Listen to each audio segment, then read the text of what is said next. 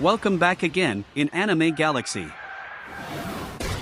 The story starts with this dude and this chick going on a date. They got this crazy idea to jump into a hardcore river together, tied up and all so they can be together forever. But damn fate pulls a nasty trick on them because out of nowhere, this evil truck-kun rolls up, smashing through the forest like a madman and takes them both out. Fast forward a bit, our main man Osamu wakes up, and he's straight up mind blown by what he sees. This fine lady explains it ain't heaven, but she's a guide for peeps like him who end up in this world. She goes by Annette, and she spills that Osamu got chosen and transported to this whole new world. A fearsome dragon flies by, as Annette explains that this world is all dark and messed up, and Osamu's gotta be the hero to bring some damn light to it. But Osamu doesn't see himself as no hero. He was just some regular dude trying to off himself with his girl, and now he's stuck in this strange-ass world. Annette's getting ready to give him some motivational speech to make him wanna be a hero, but she's straight up shocked when Osamu does his thing and ODs on some poison pills. Annette cleanses his body of the toxins, but Osamu says that she's just bothering him. Annette straight up demands that Osamu become a hero and fulfill his crazy mission of saving this messed up world.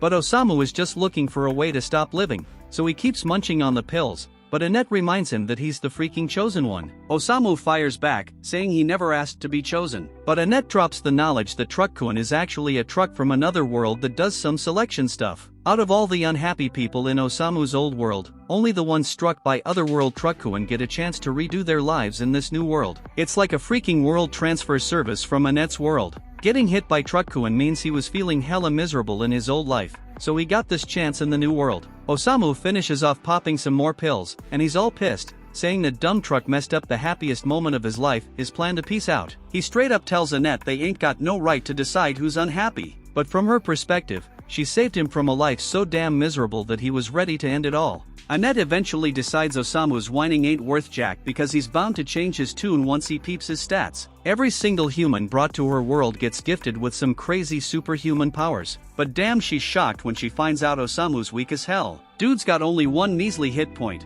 and he is also still poisoned even after she detoxed him. Annette straight up can't believe someone could be this weak, so she goes on a desperate search, hoping to find some special skill or badass ability in Osamu. And damn she's horrified when she discovers he's got absolutely nothing. She's never seen such a weak otherworlder in her life. Sick as a dog, Osamu tries to bounce, but Annette stops him and finally admits he must have ended up in this world by mistake. She figures that he won't be able to survive in this world, and she's shocked when Osamu finally shows a bit of confidence. He straight up tells her that what she just said sounds more like his real life. Osamu explains that he's always been labeled a failure, no matter which damn world he's in. Annette apologizes again for the screw-up and asks him to stick around for a bit. This world's mad dangerous, filled with monsters and whatnot, so his life's gonna be over the second he steps outside. But Annette's stunned when Osamu tells her not to sweat it because he's looking for his final resting place anyway. The reason she's so shocked is because Osamu's unlike anyone else she's ever met. Annette used to take pride in guiding otherworlders, getting all hyped up to meet them. But soon she realized how stuck up and full of themselves they were. She felt like all she did was kiss heroes' asses all day, so she shut herself off. But now her whole world's been flipped because Osamu's a whole different breed. Osamu gets ready to step into the dangerous new world,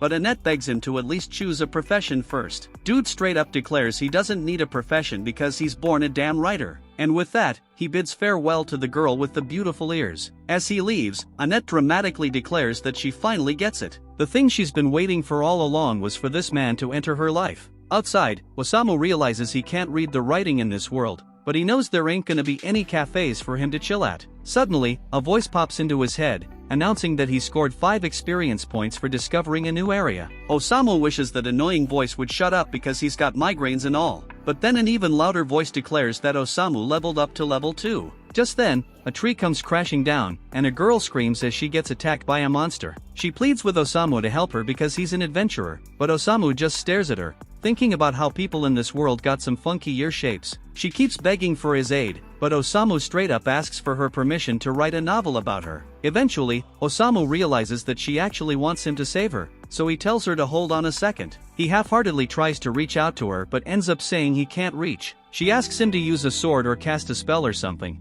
but the monster grabs hold of Osamu too. All he says is that he can't breathe, and the girl explains that the tree is sacking their life force. They only have a few minutes left before their lives are over, but Osamu says that's a damn good news. He finds joy in his final moments and says his goodbyes to the world. The girl begs him not to give up, but Osamu ain't responding at all. She's stunned that her life's gonna end in such a weird way, but she's even more shocked when the tree gets engulfed in darkness and explodes. Osamu against all odds is still alive, much to his disappointment. And that voice announces that Osamu dealt 300 damage with his poison. The girl is straight up blown away as this dude, in the midst of this epic adventure, takes down the monster by making it absorb his poison instead of his life force. Osamu levels up to level 3, and the girl wonders if he is poisoning himself. Then she starts wondering why he fronting like he is weak when he is actually pretty damn strong. But Osamu explains that this kinda crap always happens to him. Dude wants to stop existing, but somehow he keeps surviving. He's tried to off himself to the afterlife 5 times, but it never goes right. At one point, the girl has no clue why he's so down in the dumps, but she's grateful he saved her life, so she thanks him. She offers to take him to her house so he can rest, and he introduces himself. But when Osamu touches her hand, he's reminded of his girl Sachan and wonders if she ended up in this world too.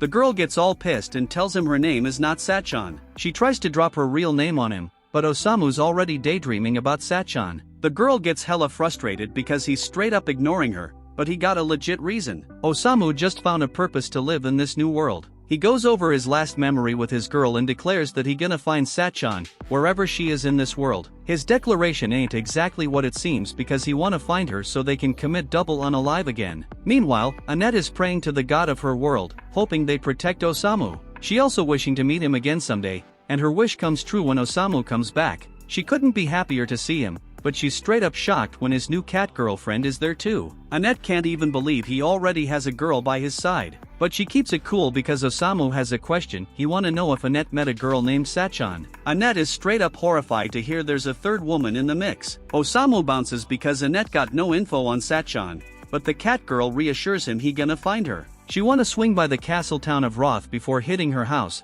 but she is shocked when Annette appears, trying to stop them from holding hands. Annette thinking that's some shameless behavior, but the cat just wanna know why Annette tagging along. Annette is too shy to answer, so the cat figures it out. She must be in love with Osamu. Of course, Annette denies it and says it's just her job to protect the weak Otherworlder. Being an Otherworlder is why the cat realizes Osamu is so damn strong, but Annette says that he is actually weak as hell. The two start arguing about how weak he is, but the cat spills that Osamu killed a monster and saved her life. Annette is horrified because saving her life means they got close, and she starts calling the girl a thieving cat. Right then, Osamu announces he found something dope, a real comfy bed. But it's actually a freaking coffin, and he tells the girls to wake him up when they reach the town. Osamu says goodnight to Annette and Tama, but the cat is all mad because that ain't her name. Osamu was already knocked out though, and Annette shyly points out that he called her the right name. So Annette takes on the task of dragging Osamu in his coffin, but Tama wonders if that really her job as a clergy person.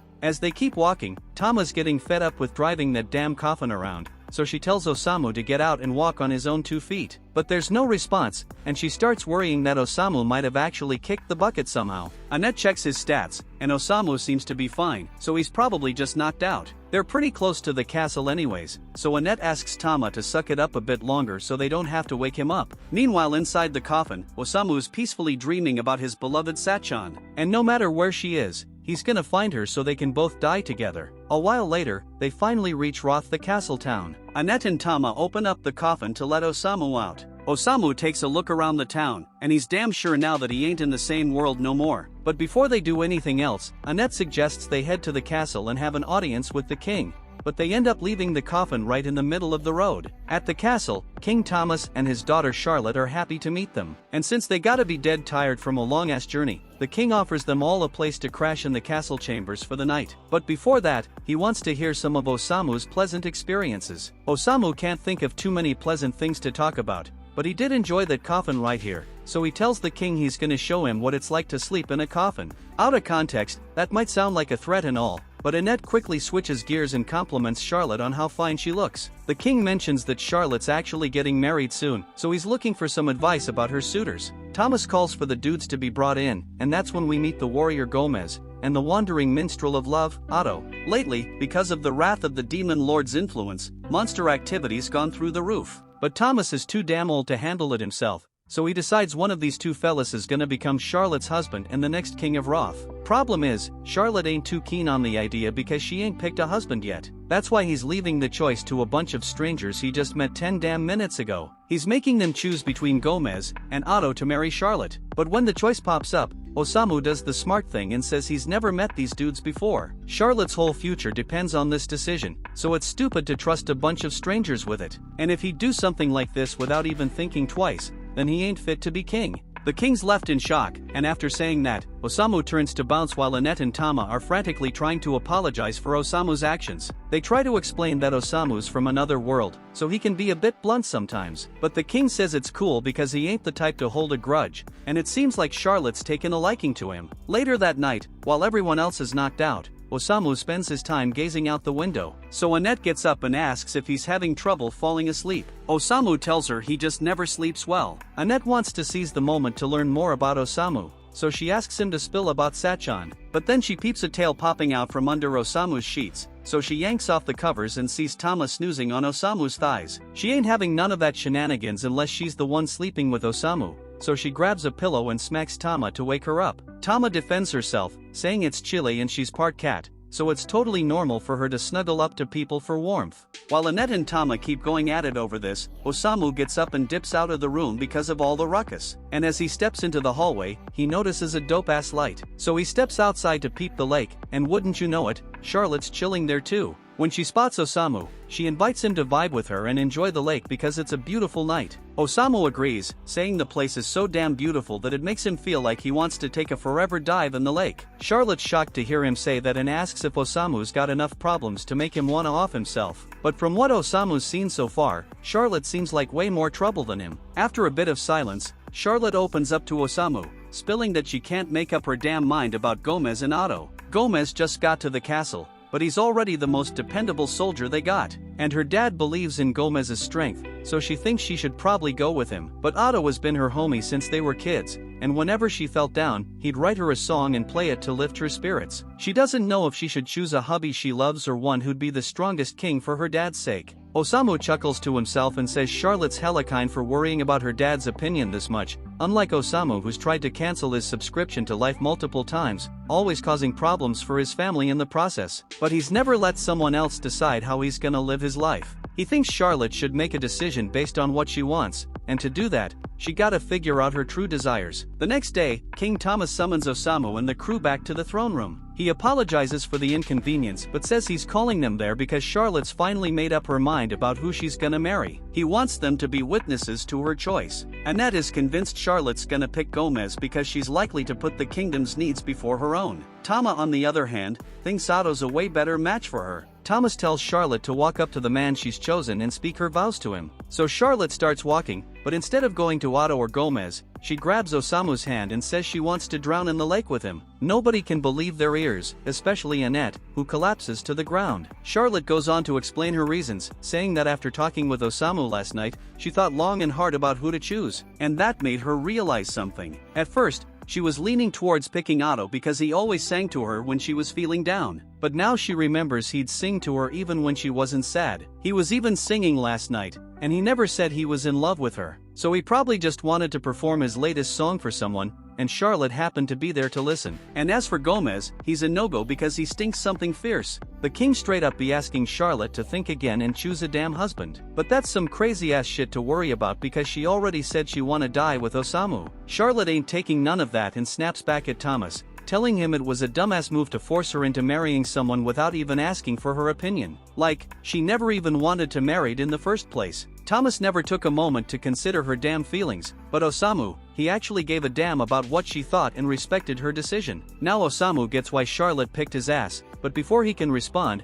Gomez takes off his helmet and says he never would have thought his cover would get blown because of his stench. Then he transforms to his true form as a servant of the Dark Lord, and starts spilling that he planned to snatch up this kingdom by becoming its king and handing it over to the Dark Lord. But that shit's all ruined now that Charlotte saw through his disguise. Osamu looks at Charlotte and asks if she figured out Gomez was a freaking demon. But she ain't got a freaking clue. She just said he stank because he really does stink. That means Gomez blew his cover for no good reason, but he ain't ready to admit he messed up. Now that his cover's blown, he says he'll just kill them all. This is the kind of situation where a badass priestess would be hella useful, but she still knocked the hell out. Tama tries to wake her up while Gomez is busy dealing with the guards. But damn, the guards ain't lasting long, so Tama has gotta grab Annette's body and bounce to avoid getting squashed by a freaking pillar. Since Annette won't be waking up anytime soon, Tama takes matters into her own hands and starts throwing down with Gomez. She's level 14, so she should be able to hold her own in a fight. And since she'll go against him, Otto offers to play her a song because he's rocking at level 89. Normally,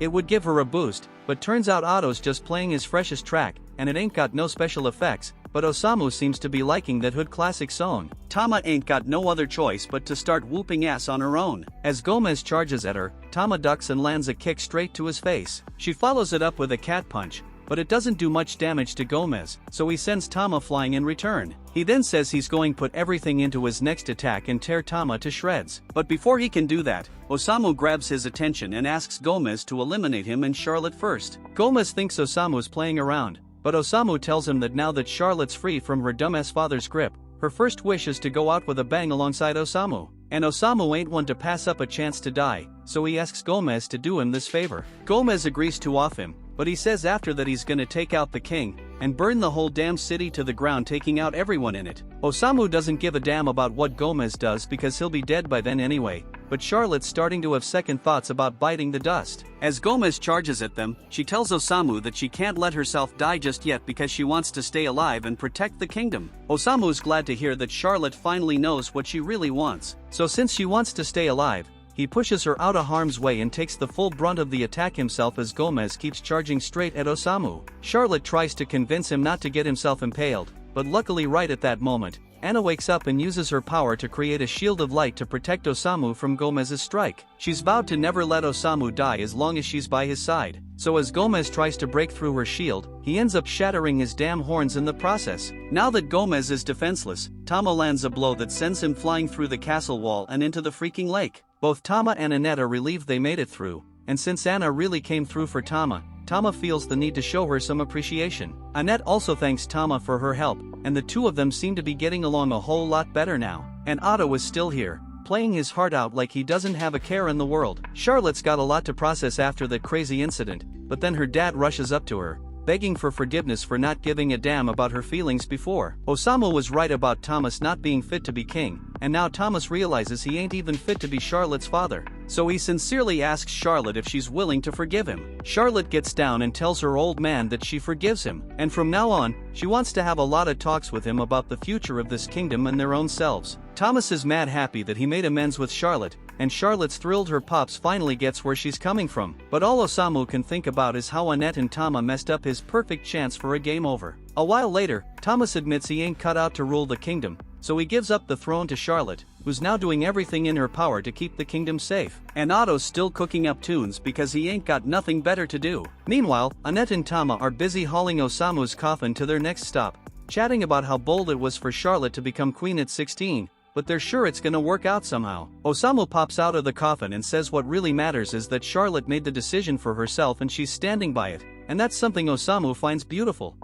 After dragging Osamu around for a long time, Tama asks Annette if they can chill because she's beat. They've put some serious miles behind them, so Annette figures it's cool to take a breather. Once they stop, Osamu cracks open the coffin and wonders if it's food time yet. Annette offers him some bread, but this dude Osamu's all about that boiled tofu, so if she ain't got any, he's just gonna go back to sleep. After the break, Tama asks how much longer till they hit the house, and since Annette's holding the map, she says it looks like we got a few more days before they reach her hometown. But before that, Annette asks to make a stop at this Swighten temple. Tama ain't care about the delay, but she asks why Annette needs to go there, prompting her to start explaining the Isekai process. Usually, peeps from other worlds come into this realm through one of 4 temples and then head off to battle the Dark Lord. But since Osamu's mission is to find Satchan instead of taking down the Dark Lord, Annette wants to check out the temples to see if they can dig up any info on where Satchan's at. But if luck ain't on their side, they might have to globetrot their way around. But Annette's all in, ready to ditch it all for Osamu. Real talk, she ain't want Osamu going toe-to-toe with the Dark Lord,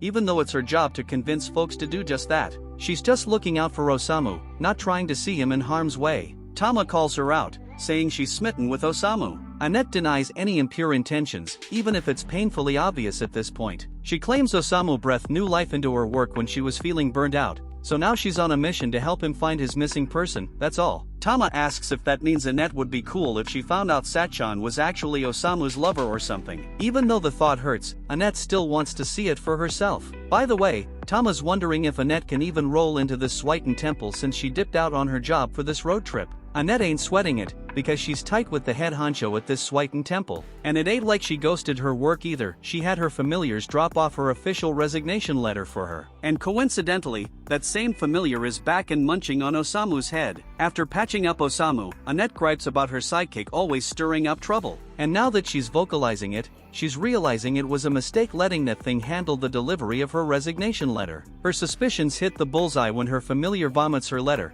making it seem like she ghosted her work without a heads up, and she's pointing fingers straight at the familiar. Watching the familiar fail so hard at its one job lights up Osamu's face with a smile, seeing as he's a bit of a failure himself. So he names it Melos, and Melos takes an instant liking to Osamu. But Osamu ain't really in the market for a pet, so he just dips back into his coffin. Meanwhile, Annette's losing it over bailing on her job without notice, knowing the temple's gonna shut down her unemployment claim later. Right then, Melos starts acting sketchy, and soon bolts, signaling something's off. But it ain't until a dragon swoops down from the peak that they connect the dots on what Melos was trying to warn them about. A dragon ranks as the baddest beast around, leaving Annette clueless on how to handle it. But before the dragon goes berserk, a chick pops up behind Annette and Tama, commanding Koheidan to stop attacking random people. The chick then strolls up to the dragon, giving it a pet, leaving Annette and Tama dumbfounded. They've never seen anyone tame a dragon, so they ask who she is. But she just turns to them, saying the area is crawling with monsters,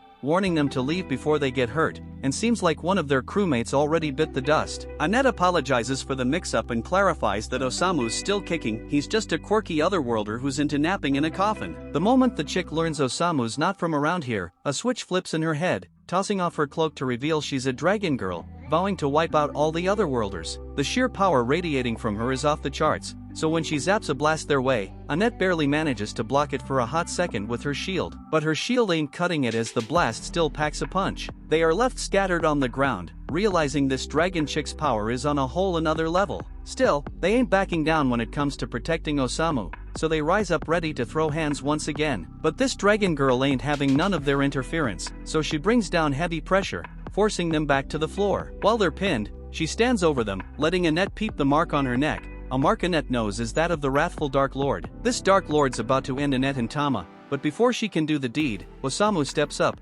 telling her to chill with the violence towards the others. He tells her she's got beef with folks from other worlds, and that means the one she's after is him. So Osamu tells her she can do whatever she pleases to him. And since he ain't resisting, the Dark Lord agrees to leave the others be. In a split second, she punches right through Osamu's chest. As he hits the floor, this Dark Lord declares herself as Waldelia, telling Osamu to rest in peace forever. But as she's bouncing, Osamu gets back up, laughing at the fact she actually stabbed him. He can sense the hate in her, because he once felt the same, even had thoughts of stabbing someone. Dude went as far as penning a threatening letter back in the day, so he knows how it feels to be consumed by hate. Waldelia's getting spooked now, but Osamu keeps pushing closer and touches her cheek, dropping that dying man charm. He says he's down to hear her story, but Waldelia ain't falling for his game that easy. She calls for her ride Koheidan to scoop her before things escalate. Once she dips, Osamu hits the ground again, because his chest wound is still wide open. But Melos ain't ghosting just yet, finally pulling his weight and hauling them to the temple.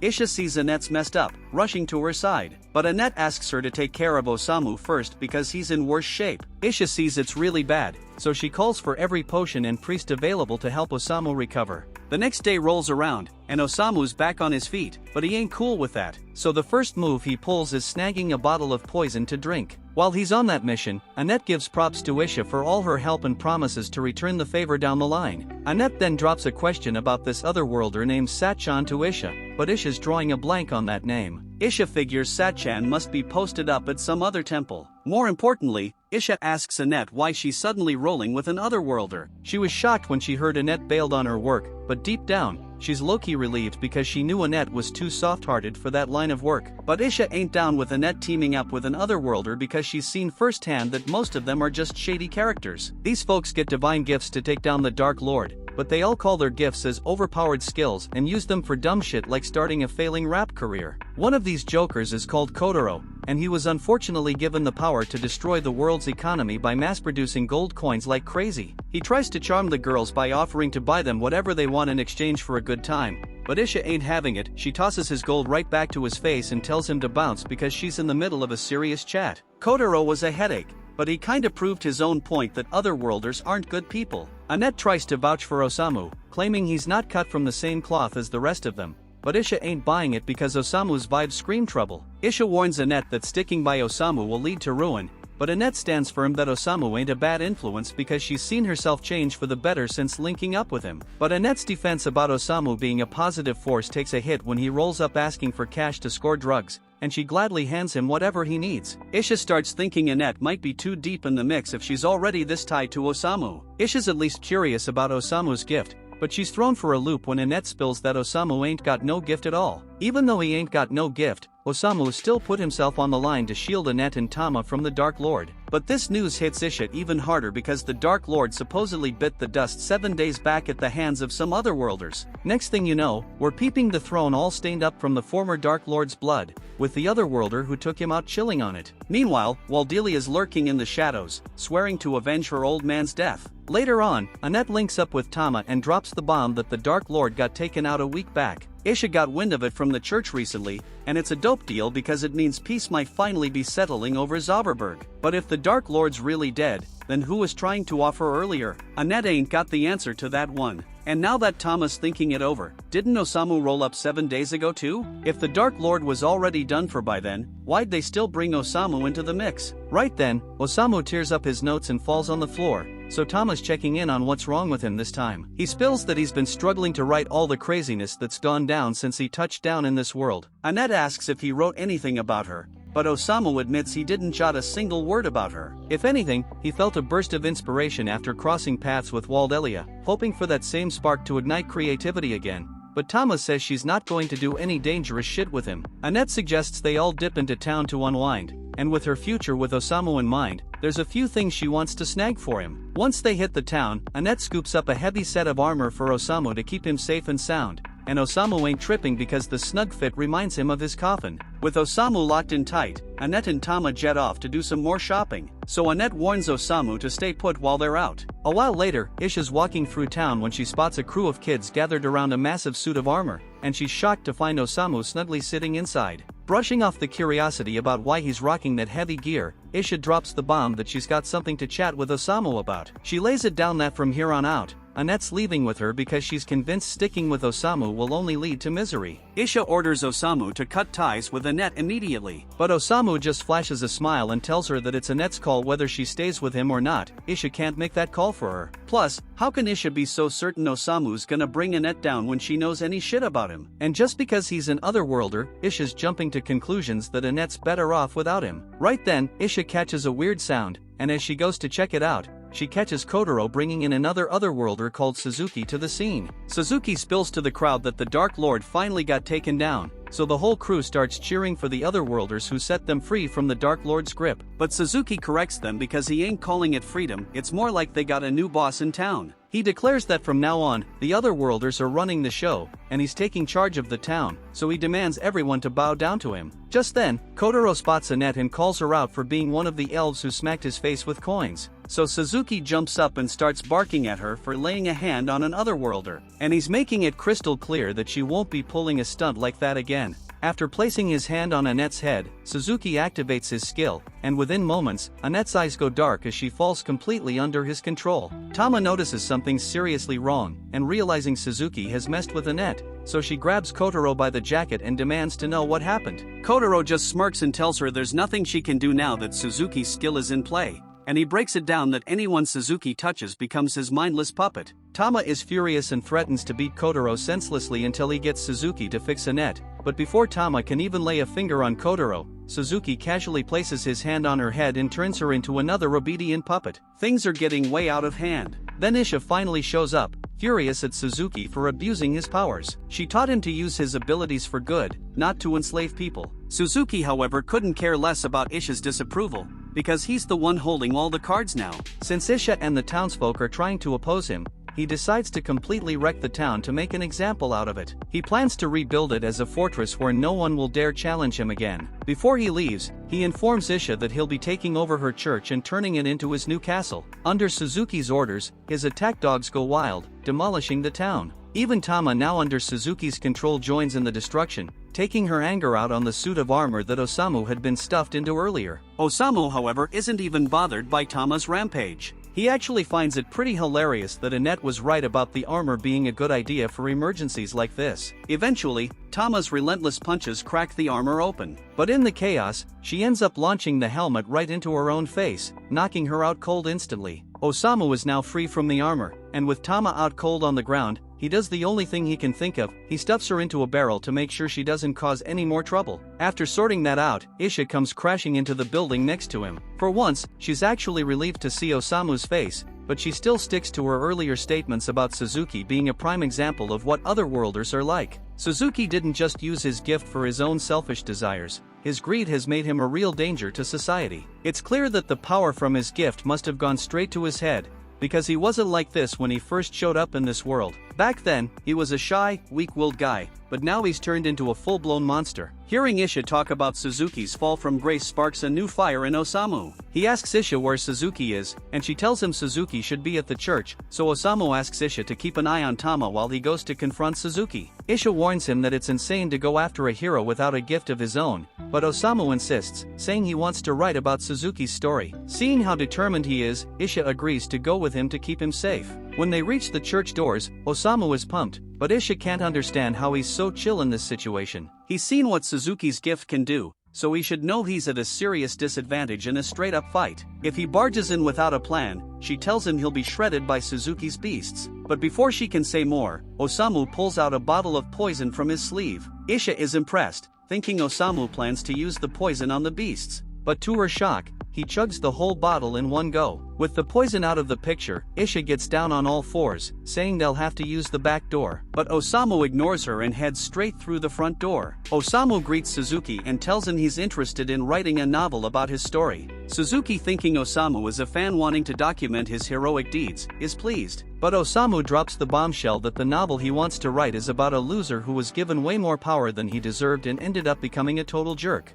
Suzuki's feeling massively disrespected, so he orders his pack of dogs to tear Osamu apart. Osamu's just standing there like he's on vacation, so Isha jumps in to defend him. She casts a spell that sends lasers right into the dogs' heads, but she's getting overwhelmed, and Suzuki's remaining beasts start launching fireballs at Osamu. With Isha out of commission, it's looking like Osamu's about to have a very bad day. Just when it seems like all hope is lost, the fireballs get deflected by a floating helmet and fly right back at Suzuki. Turns out, Melas is using the helmet to deflect the fireballs because the armor's got this nifty trick of bouncing off low-level spells. Kotaro's freaking out, realizing that Osamu's got some serious plot armor going on. But Suzuki's not sweating it. He's got one last trick up his sleeve. Suzuki orders his great wolf to attack Osamu. As the wolf bites into him, it starts to decay and collapses. Isha's in disbelief that the poison Osamu drank actually saved them, and Kotaro is now 100% convinced that Suzuki can't beat Osamu's plot armor, so he takes his potato-like head and runs away. Suzuki grudgingly admits that Osamu's tougher than he thought.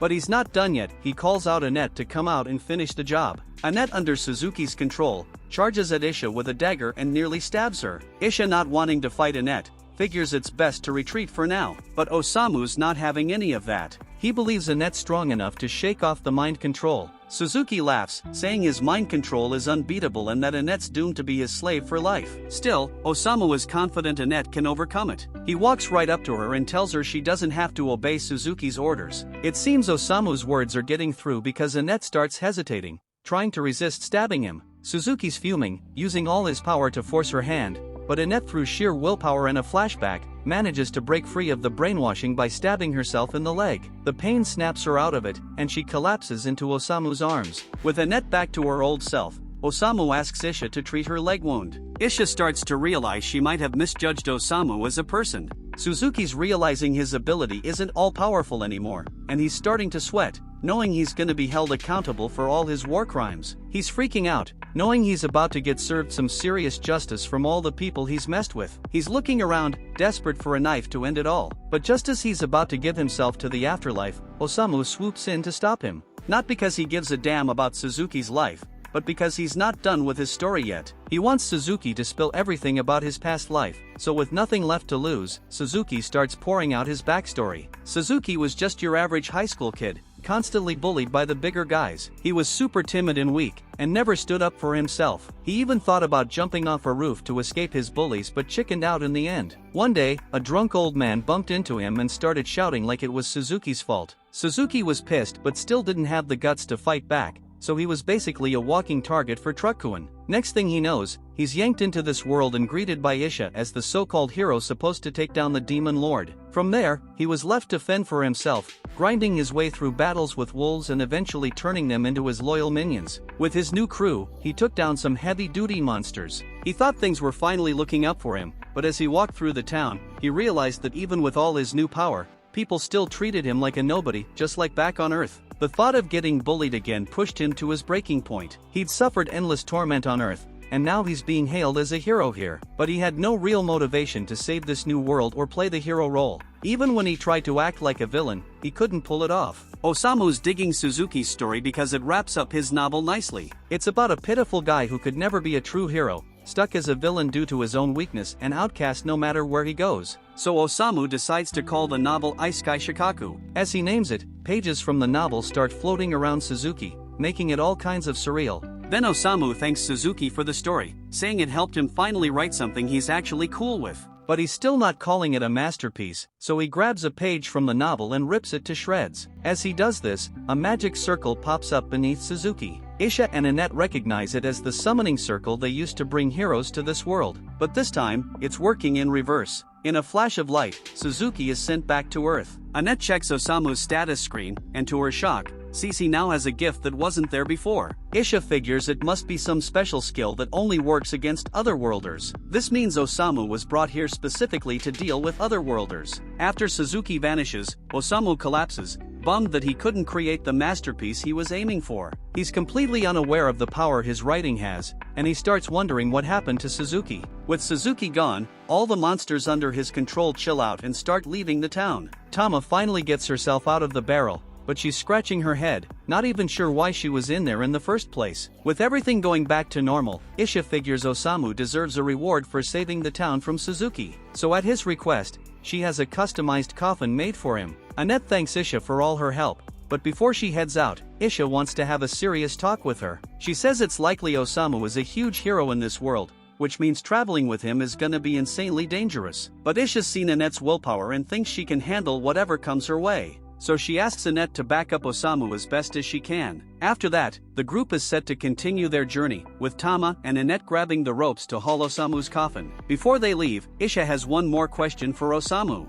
She's been mulling over Suzuki's downfall. Suzuki was a decent guy before he got his powers and came to this world, so Isha wonders if he turned bad just because he was summoned. Osamu's got a different take. He says while Suzuki's story as a hero here is done, his story back on Earth is still in play. It's up to him to turn things around and make a difference. And then we see Suzuki on Earth after he got a job and decided to change his life for the better. After Osamu and the gang left, Isha rolled up to the church headquarters to fill them in on what happened. When she arrives, she spots her co-worker, Wolf, sitting around and drinking away his problems. She's pretty shocked he's already hitting the bottle in the morning, but Wolf shrugged it off, saying his job was way more stressful than hers. While Isha deals with people like herself, Wolf has to handle dwarves, and according to him, dwarves smell absolutely awful. Just as Wolf is about to keep ragging on dwarves, Elton walks in and calls him out. He says it's not cool for Wolf to be spewing racist crap while he's on the clock, especially since he's a bishop. Wolf gives a half-hearted apology but throws some shade at Elton for being a goblin bishop,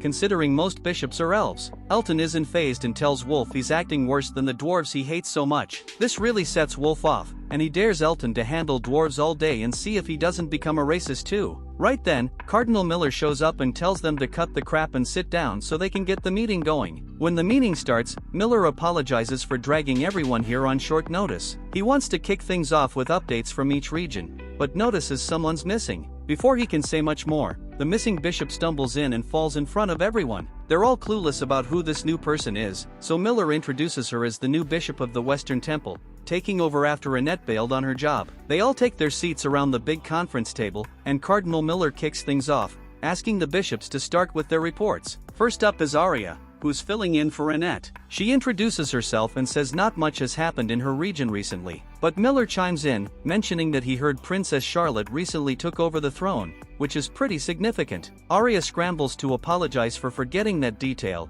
clearly worried about making a bad impression. But Elton the Goblin Bishop interrupts and starts giving his update. He reports that things in his region have been peaceful lately, and there's not much to add. Everything's been calm, so he doesn't have any major news. Wolf goes next and talks about his territory, which is way out in the sticks. He explains that while his region is generally stable, there are occasional squabbles with the dwarves, but he assures everyone that these conflicts are pretty normal and nothing to be overly concerned about. When Isha takes her turn, she brings some serious news. An otherworlder recently went on a rampage in her region and wrecked half of the town of Vale. She's working hard to get the town back to normal, but that's not even the biggest issue. The main reason Miller called this meeting is to address the situation with the Otherworlders. As he mentioned last week, a group of Otherworlders took down the wrathful Dark Lord. Because of this, the Pope has decided to seal the magic circles that link their world to the others and put Truck Q on indefinite paid leave. Elton is relieved that the Dark Lord is out of the picture but is still worried. The 7 Otherworlders who defeated him have claimed his former territory and announced they're going to turn Zauberberg into their idea of a perfect utopia. This whole situation is shaping up to be nothing short of a declaration of war, and it's got the Pope seriously shaken. The Otherworlders were initially seen as divine saviors, angels sent from above to rescue this world from doom. The Pope had a genuine affection for them and saw them as key allies. But now, it seems they've turned against him, which is a huge blow. The Church is bracing itself for an imminent threat, and it's not just the Otherworlders they have to worry about. There's also the chaos they've been spreading across various regions and the mysterious disappearance of the Dark Lord's daughter from his fortress. It's hard to believe that the Otherworlders, who were once the Church's greatest allies, are now its biggest adversaries. If they join forces, they could end up being a far greater threat than the Dark Lord ever was. Arya is understandably anxious about how they'll tackle such formidable opponents. However, Aisha might have a potential solution, and she reveals to the group that there's an Otherworlder with a unique ability, one that allows him to send Otherworlders back to their own world. This revelation shocks everyone, but if Isha's theory holds water, then Osamu's gift might just be the key to sending these invaders back where they came from. Just as they're digesting this news, the Pope makes a surprise appearance. His arrival catches everyone off guard, but he's visibly relieved to hear about this potential solution. He asks Isha to provide more details about this person with the remarkable ability. Meanwhile, within the Dark Lord's former domain, 2 of the 7 Otherworlders who helped defeat him are staying behind in the castle. The remaining 5 have dispersed to different regions, each intent on claiming new territories for their emerging empire, and the 2 left behind are eagerly watching to see how things will unfold. Back with Osamu and the others, they finally reach their destination. Tama is thrilled at the prospect of a good night's sleep in a real bed, but then she gets a system notification. Thanks to all the coughing and hauling she's been doing, her level has jumped to 17. Leveling up is usually great news, but Tama's less than thrilled about how it came about. Then Annette decides they should start by finding an inn for the night, but then a voice pipes up, saying there's a good spot down the road. Annette looks up and sees a little kid perched on a signpost. He offers to give her some tips on navigating the town since she's new here. The kid spills that there's a hero dispatch service in town, where Otherworlders team up with groups that aren't so confident in their skills.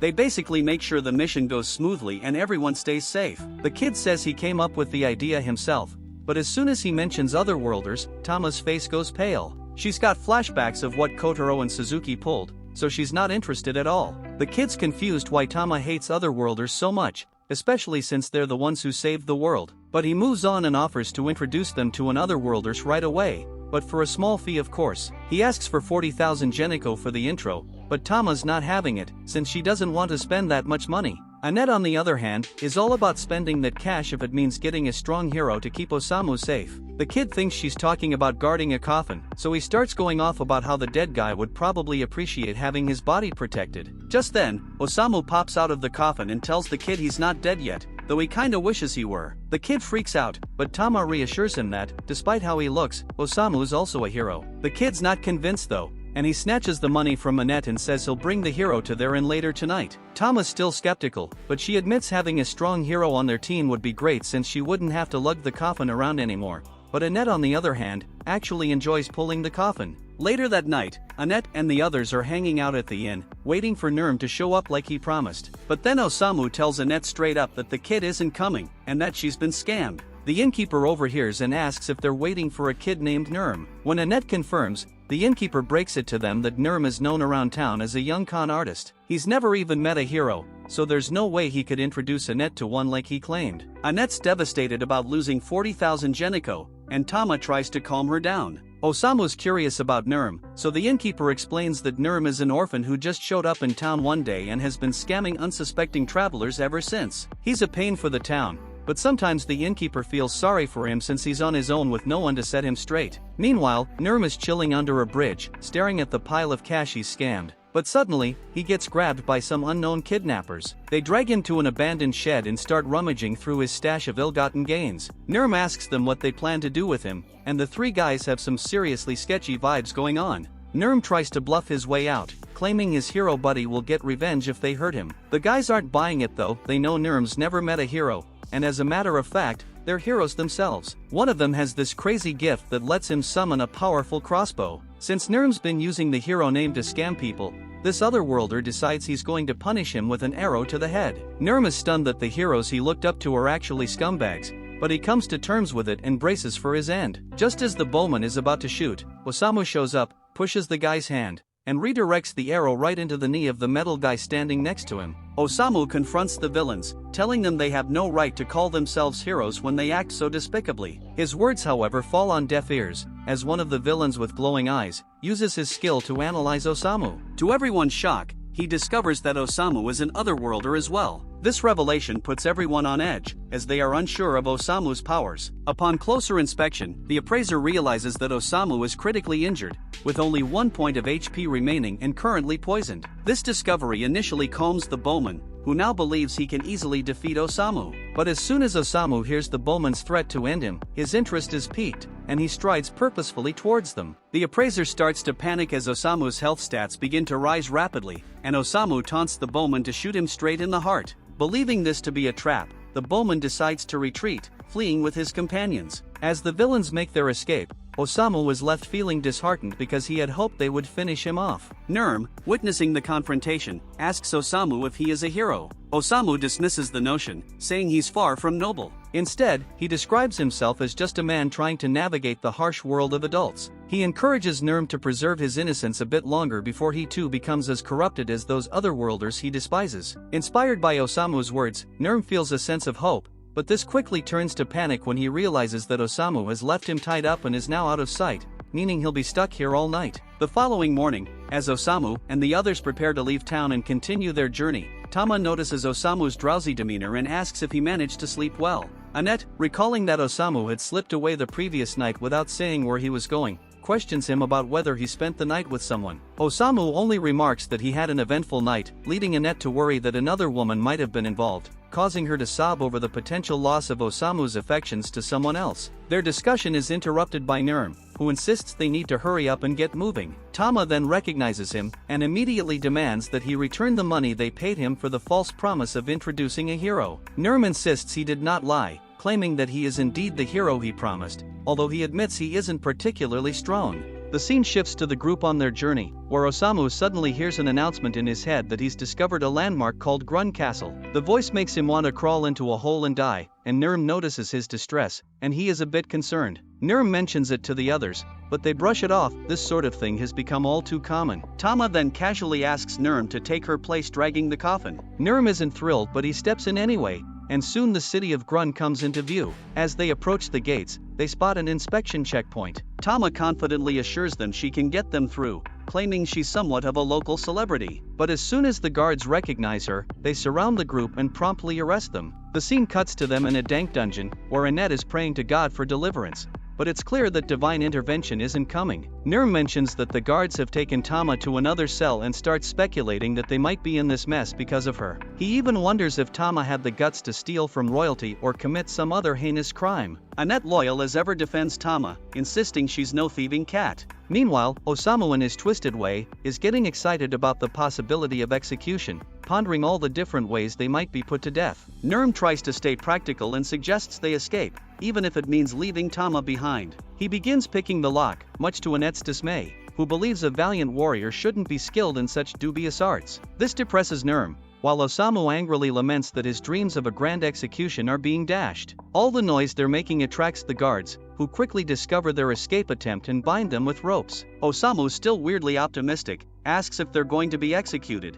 and the guards can't help but think he's a total creep for actually being happy about it. Later, Osamu and the others are brought before King Siberian. The minister Briard informs them they'll be executed for their crimes. Annette and Nurm are baffled, having no idea what crimes they're being accused of. The king then reveals that they're being sentenced for kidnapping his daughter Matilda, and it's a crime worthy of execution in his eyes. Tama then strides into the throne room and immediately clears the air, telling her father that she wasn't kidnapped. The twist is that she's actually the princess of this nation, and Tama explains that she's been traveling to different countries to hone her martial arts skills and that she met the group during her journey. She then turns to Annette, asking her to back up her story. Realizing that Tama is royalty, Annette quickly switches gears, sucking up to her and speaking in a formal tone, confirming everything Tama said. Tama though tells her to chill and not to treat her any differently, and then asks her father to release her friends. The king however isn't budging that easily, and says that he'll only let them go if she agrees to do as he says. Specifically, he wants her to swear to stop her reckless adventures and start acting like the royal she is,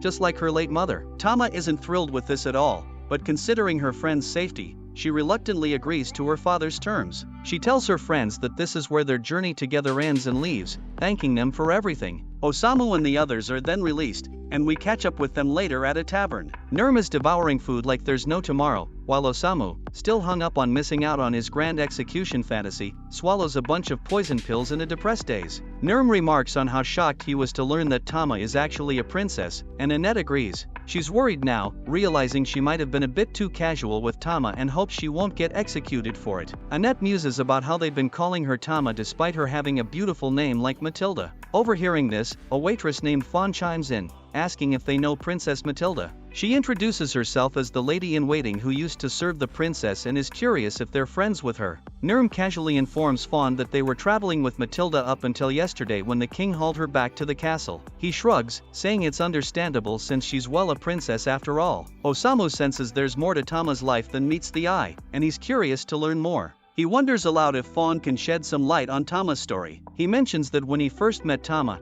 she was trapped by a tree monster, and now she's been confined to the castle by her father. He finds her intriguing, despite her royal status. Annette quickly warns him not to dig into Tama's past, reminding him that she's a princess, while Nurm advises him to stop calling her Tama so casually. But Osamu doesn't care about her title. To him, she'll always be Tama. Hearing his genuine sentiment, Fawn agrees to share Matilda's past. Meanwhile, elsewhere in the castle, Tama reflects on the surprise on Nurm and Annette's faces when they discovered she was a princess. She notes that Osamu in contrast remained his usual self, and she wonders what they're up to now. Just then, she notices a man standing on the roof of the throne room, and suddenly, the roof collapses. The king rushes to see what's happening and finds a man casually sitting on his throne. The man expresses excitement at the thought of tasting demi-woman flesh. The king demands to know who he is, and the man introduces himself as Kaibara, claiming to be one of the 7 heroes who defeated the Dark Lord and saved the world. However, he now goes by the title Fallen Angel of Gluttony, and the king realizes with horror that Kaibara is one of the infamous 7 fallen angels. The king is shocked and wonders why Kaibara has come here,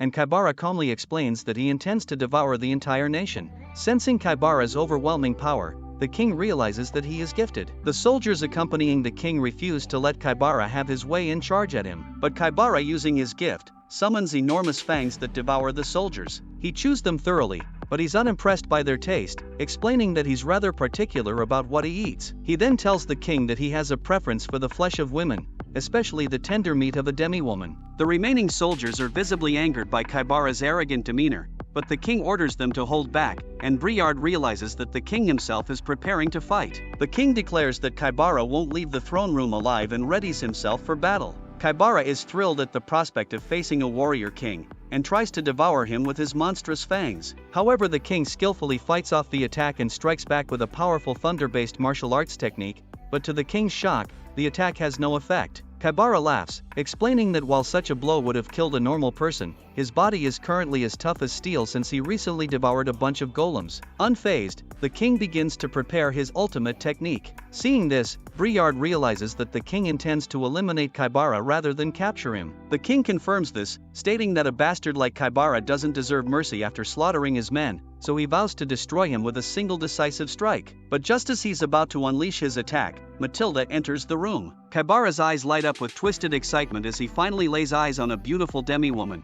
and Matilda's heart sinks in terror as she recognizes him as the monster she had sensed before. Determined to fight, she tears her skirt to prepare herself for battle, but her father sternly orders her to stay back, telling her that she can never replace Leon. Back at the tavern, Fawn reveals that Matilda once had a twin brother named Leon, who was the crown prince destined to inherit the throne. With Matilda's kindness and Leon's valor, everyone believed that their nation was headed for a long era of peace. But 10 years ago, tragedy struck when a storm caused a cave-in, killing Prince Leon and the queen on their way back to the castle. The king was devastated by their deaths and fell into a deep depression. Matilda was unable to bear seeing her father so broken, so she made a bold decision. She asked to have her hair cut to look like Leon's and vowed to take her brother's place, hoping to ease her father's pain. But instead of bringing them closer together, this act only deepened the rift between them. Back at the castle, the king tries to warn his daughter that her martial arts skills won't be enough to defeat Kaibara, but Matilda is offended and recklessly charges at him. Kaibara is almost amused and nearly devours her with his twisted gift,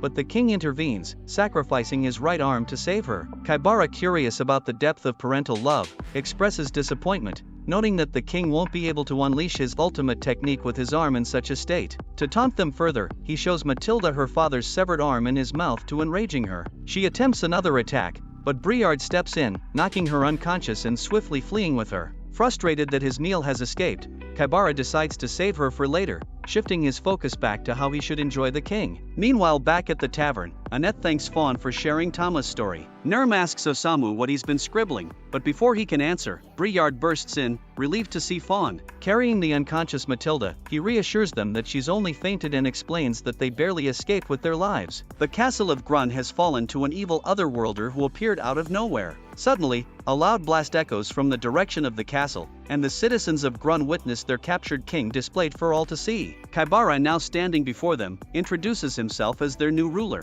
With a twisted smile, he assures them that there's no need to worry, promising not to oppress them. Instead, he reveals his true horrifying intentions. He only wants to feast on the flesh of demi-humans, specifically targeting women and children. The men, he says, can continue working as usual. One brave soul hurls a rock at Kaibara, but he's swiftly consumed by the monster. Kaibara, feigning surprise, admits that perhaps it was misleading to claim he wouldn't eat men. Now that they've angered him, he declares that the men will be on the menu too. As panic spreads and the demi-humans attempt to flee, Kaibara coldly informs them that it's pointless. He's already stationed Dark Lord's former minions throughout the town to prevent any escape. With a chilling laugh, he promises to see them all at the dinner table before retreating back into the castle. Osamu is totally hyped by this unexpected twist, thinking Tama is the ultimate tragic heroine. First, she was held captive by her own father, and now she's the princess of a fallen nation. But he knows Tama isn't the type to just roll over and accept this fate, so he urges her to wake up and take control, to show him how her story really plays out. In the meantime, we see Tama dreaming of her mother, who tells her something important to always remember. Tama wakes up suddenly and realizes she's in Fawn's house. She steps outside, surprised to see her friends there, and asks what's going on. Briard breaks the news that Kaibara has taken over the royal capital and is literally trying to eat the citizens. Tama is so furious now and tries to bolt for the castle, but Briard holds her back. She insists she needs to stop Kaibara, but Fawn also steps in, warning her that she doesn't stand a chance, especially since even the king was defeated. Tama, still fired up, points out that her father lost because he was trying to protect her. She feels it's her responsibility to protect the nation in place of her late brother. She's adamant this is her fight, but Annette jumps in, mentioning the tragedy of the Clolone Pass. Fawn's earlier story made her recall the event that claimed the lives of 2 royal family members a decade ago. Annette admits she had no idea that those lost were Tama's mother and brother, but she remembers how the entire country mourned their deaths. Annette continues, saying that this shows just how much the royalty is loved by the people. If they were to lose Tama too, all hope would be lost. She asks Tama to let them handle this fight, hinting that they have a secret weapon for dealing with otherworlders. Osamu then rallies Annette, Nurm, and Melas, telling them it's time to move. As the 4 head off to the castle, Briard looks at Matilda and says she's got some really good friends. The scene cuts to Osamu and the crew at the castle, where they run into 2 ogres guarding the gate. The ogres casually mention that they've been ordered to kill anyone who crosses their path. Annette steps up, ready to fight them solo, but Osamu interrupts, stepping forward with a wild idea. He calmly tells the ogres that they're not here to fight, they're here to be eaten. Osamu explains that he was deeply inspired by the king's speech earlier, revealing that he's always been obsessed with thoughts of death and how he might go out, but it never crossed his mind to be eaten alive, and now he's all in. He even asks the ogres to let the king know that someone eager to be eaten has arrived at the castle. The ogres, baffled, exchange looks, probably thinking Osamu is some kind of deranged freak. Meanwhile, Osamu grows impatient, annoyed that they're delaying his grand exit. Fast forward, and Osamu and the others find themselves locked in a cell yet again. Annette is desperate and prays for divine intervention, but when nothing happens, she begins to lose faith. Osamu is surprisingly calm and tells her to chill out. Death is just part of the plan, but now isn't his time to go, so he turns to Nurm, instructing him to pick the lock. Meanwhile, the scene shifts to Briard bringing some soup to Tama back in town, only to find her room empty. Back at the castle, Kaibara is flipping through a register, deciding who to eat first. Then the gatekeeper ogres arrive, informing him about the strange human who actually wants to be eaten. Just then, Tama bursts in after having dealt with the gatekeepers, and Kaibara grins with satisfaction. His meal has come to him willingly. Tama suddenly recalls her childhood, sitting on a tree branch, watching as her father trained her brother Leon in the art of fighting. Leon, despite being naturally gentle and hating the very idea of violence, was pushed into learning how to fight. Tama, on the other hand, was a fiery tomboy, burning with the desire to learn those very same skills. But every time she asked to join in, her father would shut her down, telling her to get back to the kitchen with her mother, as if that's where she belonged. Snapping back to the present, Tama swore to herself that today she'd prove her strength to everyone, while Kaibara grinned from ear to ear,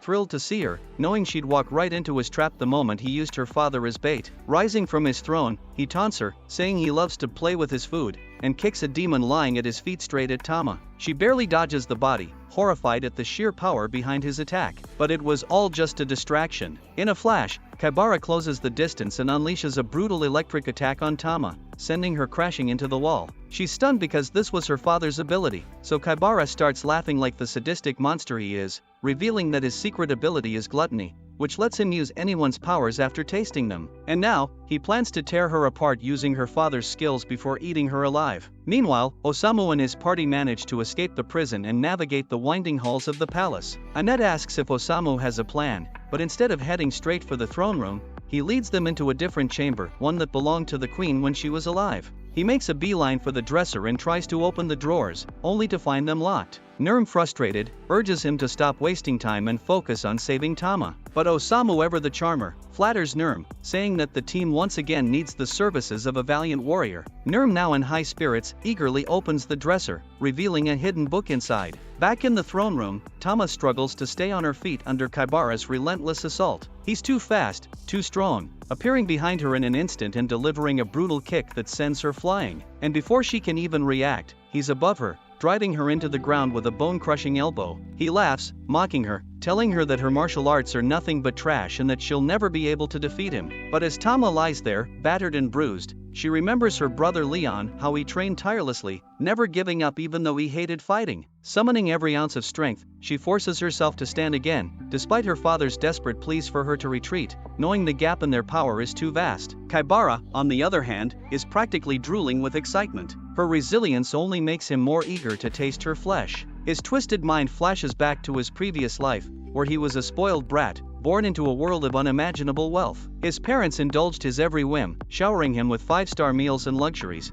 but none of it filled the gaping void inside him. He grew up a sociopath, numb to everything, craving something, anything, to make him feel alive. So one day, he snapped, attacking a maid with a fork just to see what it felt like. His bodyguards had to drag him off her, but thanks to his rich parents, he faced no consequences. His life continued, empty and pointless, as he wandered the city in his Speedo, beating homeless people for sport, thinking they should just build a home if they didn't have one. Luckily for the world, Truckkuan did everyone a favor and sent this psycho to another world. But even here, Kaibara remained a complete maniac. He laughs maniacally, declaring that he'll devour this entire kingdom until there's no one left to consume. He lunges at Tama, jaws wide open, ready to tear into her, but suddenly, his jaws freeze in place, and we see Osamu standing in front of Tama. Kaibara eyes Osamu with a mix of confusion and disdain, wondering who this strange-looking man could be. Osamu then casually insults him, saying Kaibara's story is even worse than Shadowhunter's, a low blow that clearly gets under Kaibara's skin. Kaibara gets ticked off by this and tries to snap at Osamu with his jaws, but to his shock, he finds his jaws unable to move. Confusion washes over Kaibara as he starts wondering why his instincts are screaming at him to back off from this guy. Just then, Annette and Nerm show up, backing up Osamu and declaring that he's here to dish out some divine punishment. They tell Osamu to write a story about Kaibara and send him packing back to his original world. But Osamu, being the absolute legend that he is, flat out refuses. He dismisses Kaibara as a waste of ink, saying his story is so pathetic it doesn't even deserve to be written. This sends Kaibara into a full-blown rage, and he unleashes his lightning strike, blasting everyone away and vowing to kill them all before feasting on the princess. Meanwhile, Tama is struggling to get back on her feet, guilt-ridden and blaming herself for the injuries her friends have sustained. But Osamu, cool as ever, doesn't even flinch. He hands Tama a stack of pages, telling her that this story is dedicated to her. As she grabs the book and flips through the pages, they begin to glow and lift into the air, swirling around her like a protective aura. Kaibara is still fuming and tries to zap Nerm with another thunder blast, but Annette steps in, blocking the attack with her shield, questioning whether Osamu's abilities work on ordinary people too. Osamu then turns to Tama, praising her resilience and kindness, acknowledging how she was willing to sacrifice herself for the happiness of her friends. He explains that her attempts to take on her brother's role and help her father move on from his death were noble but ultimately unrecognized. Osamu tells her that she has two choices. She can either become the ideal princess her father wanted or step into her brother's shoes as the prince. But then he drops the real wisdom bomb, telling Tama that her path is her own, shaped by her unique experiences. He urges her to live the life she wants, and with those words, the chains that had held her back for so long finally shatter, and for the first time, Tama truly feels free. Then a bright golden glow radiates from Tama as the crest of the divine beast appears on her hand, flooding her with a surge of energy. She stands tall once again with her resolve unshaken, while Kaibara sneers, turning to mock her. He quips that if this were some cliché anime or manga, she'd probably beat him now and waltz off into a happy ending. But since this is real life, he assures her, none of that is going to happen. He promises that she and her friends will die right in front of her, and he'll save her every moment as he devours her alive in front of her father. Tama though isn't rattled by his twisted threats, while Osamu casually lights a cigarette and tells Kaibara to give her a shot because he might just be shocked by how strong a modern, independent woman can be. Without a second's hesitation, Tama rushes at Kaibara, who tries to electrocute her away, but she expertly finds an opening and lands a punch that sends him reeling. Stunned by the unexpected blow, Kaibara barely has time to recover before she headbutts him like a charging ram, knocking him off balance. The infuriated Kaibara then tries to unleash a massive attack, but Tama is already in the zone, activating a special ability known as 100 Fangs, which slashes through Kaibara's body with relentless precision, and he drops to the ground, dead in his own pool of blood. Then the exhausted Tama collapses as well, and her father rushes to catch her while Annette hurries to heal her. Then Osamu strolls up to the king, handing him the book that belonged to his wife. The king is deeply grateful,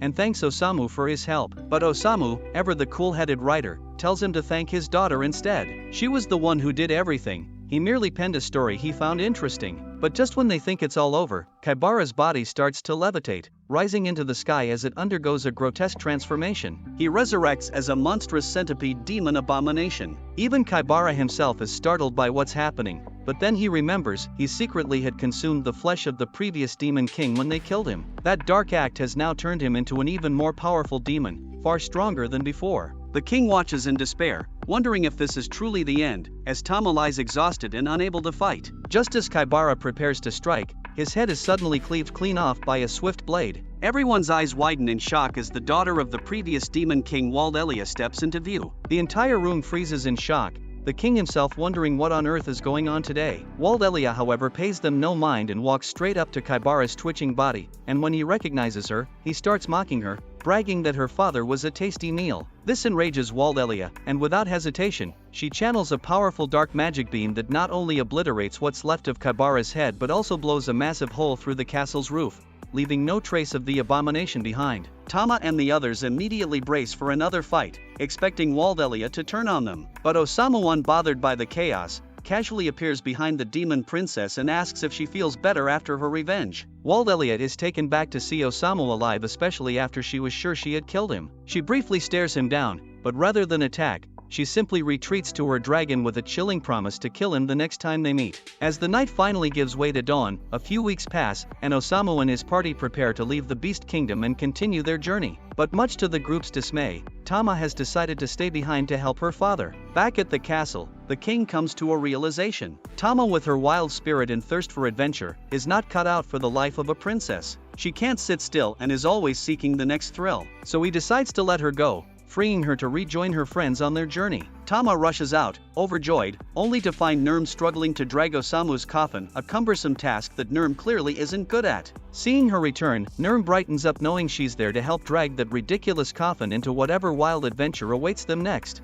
Our group finally arrives at a colossal tree, but despite Osamu's enthusiasm, his face tells a different story. This is the legendary World Tree, a holy symbol said to protect the nation and bless anyone who visits it, and nestled beside it is a quaint little village. Tama is dying to be the one to explain all this, but Annette brushes her off like she's invisible. Annette suggests they stop by the village to pray for safe travels, but Tama isn't about to let that snub slide. Meanwhile, Osamu, with his usual dark humor, tells the girls to hurry up and drag his coffin, but everyone's in for a shock when they discover that the once peaceful village has turned into a chaotic casino town. The villagers, who once lived simple lives in harmony with nature, are now a rowdy bunch, stabbing each other over God knows what. Osamu, out of sedation pills and fresh out of hope, starts wondering if there's a good tree around to end his misery. He even has to be told to stop munching on pebbles because the others want to go to talk to the mayor. The mayor spills the tea. A few months ago, some other worlders rolled into town, fascinated by the World Tree, and decided to stay. They built the casino, attracting all sorts of lunatics otherworlders from every corner of the place. The mayor then shows them a withering leaf, explaining that ever since these otherworlders arrived,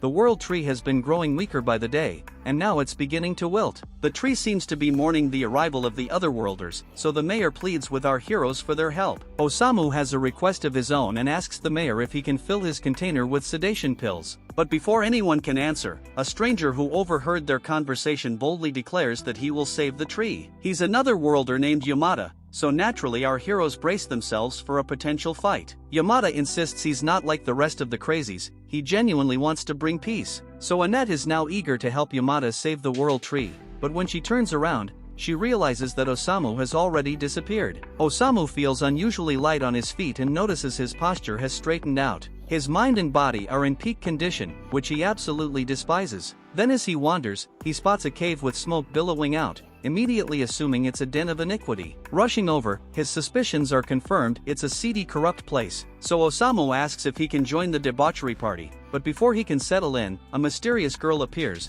offering to take him somewhere even more fun. This fun turns out to be a bar, and the girl assumes Osamu's had one too many drinks. But Osamu, ever the drama king, explains that his life is so unbearably sad that he's trying to drink himself into death. The girl, unimpressed by his melodrama, explains that the cave is where people addicted to the World Tree's pain-relieving leaves go to waste away. Then Osamu laments how the thought of his body becoming healthy keeps him up at night, so the girl offers to help him fall asleep, claiming all he needs to do is watch her dance. Osamu is skeptical about that, but she tells him to just watch, so he agrees. As she dances, Osamu finds himself lulled into a rare moment of peace, calling it a pleasant night. Meanwhile, Annette is losing her mind, wailing like a banshee as she frantically searches for Osamu. Her horror peaks when the girl from the bar, carrying a passed-out Osamu, shows up at the mayor's house. The mayor is immediately furious, recognizing the girl as Esh, and scolds her for daring to come to his home. Esh wishes Osamu a good night and leaves, but the mayor mutters about how she's just another soul ruined by her own choices. Esh is infamous around the village, known as a witch with a dreadful reputation. She was the only one powerful enough to stand against the otherworlders when they started building the casino, but instead of fighting them, she opened a bar and started raking in cash by seducing fallen otherworlders with booze and dancing. The villagers despise her, labeling her a treacherous witch who sided with the enemy. Yamada, ever the self-righteous hero, decides that Esh, just like the otherworlders, must face justice. The mayor is pleased with Yamada's resolve, and eagerly begs him to save their town. The next day, Osamu heads out, but Annette tries to remind him that the battle against the otherworlders is about to kick off. Osamu, in his typical nonchalant fashion, replies that he never signed up for that nonsense in the first place. All he wants is the peace he finds at the bar. Annette, not one to give up easily, tries to stop him, but Yamada steps in, saying it's pointless because Osamu's already fallen under the witch's spell. Annette refuses to just let him go, but Yamada reassures her that once they fix the town, Osamu will snap out of it. At the bar, Osamu credits Esh for helping him forget his troubled past, which finally allowed him to get some sleep. Ash then warns him about getting too close to her, hinting that she might end up ruining him. But Osamu says that's exactly what he wants. They then toast to their misery, and Ash begins to explain the legend of the World Tree. According to her, when the spirit of the tree descends, all the weak and sick will be saved. She suggests that Osamu pray to the tree to ease his pain, but Osamu, with uncharacteristic insight, surprises her by revealing that he knows she's the one who truly needs saving. He tells her that her dancing was filled with sadness, leaving her speechless. Just then, a group of thugs barges in, ordering drinks like they own the place. One of the goons threatens another guy who lost all his money, telling him to get it back or he'll be making a donation of his kidneys. The thug then complains to his boss that the casino isn't raking in as much cash because fewer people are gambling, and he suggests they move the casino. But the boss dismisses the idea, saying they just need to lure in the villagers from across the nearby bridge. It'll be a piece of cake, just show them how much fun gambling can be and get them hooked on the World Tree's leaves. Ash, hearing this, reminds the boss of his promise not to mess with the villagers, insisting that only otherworlders were supposed to gamble. The boss shrugs it off, saying it's unavoidable now,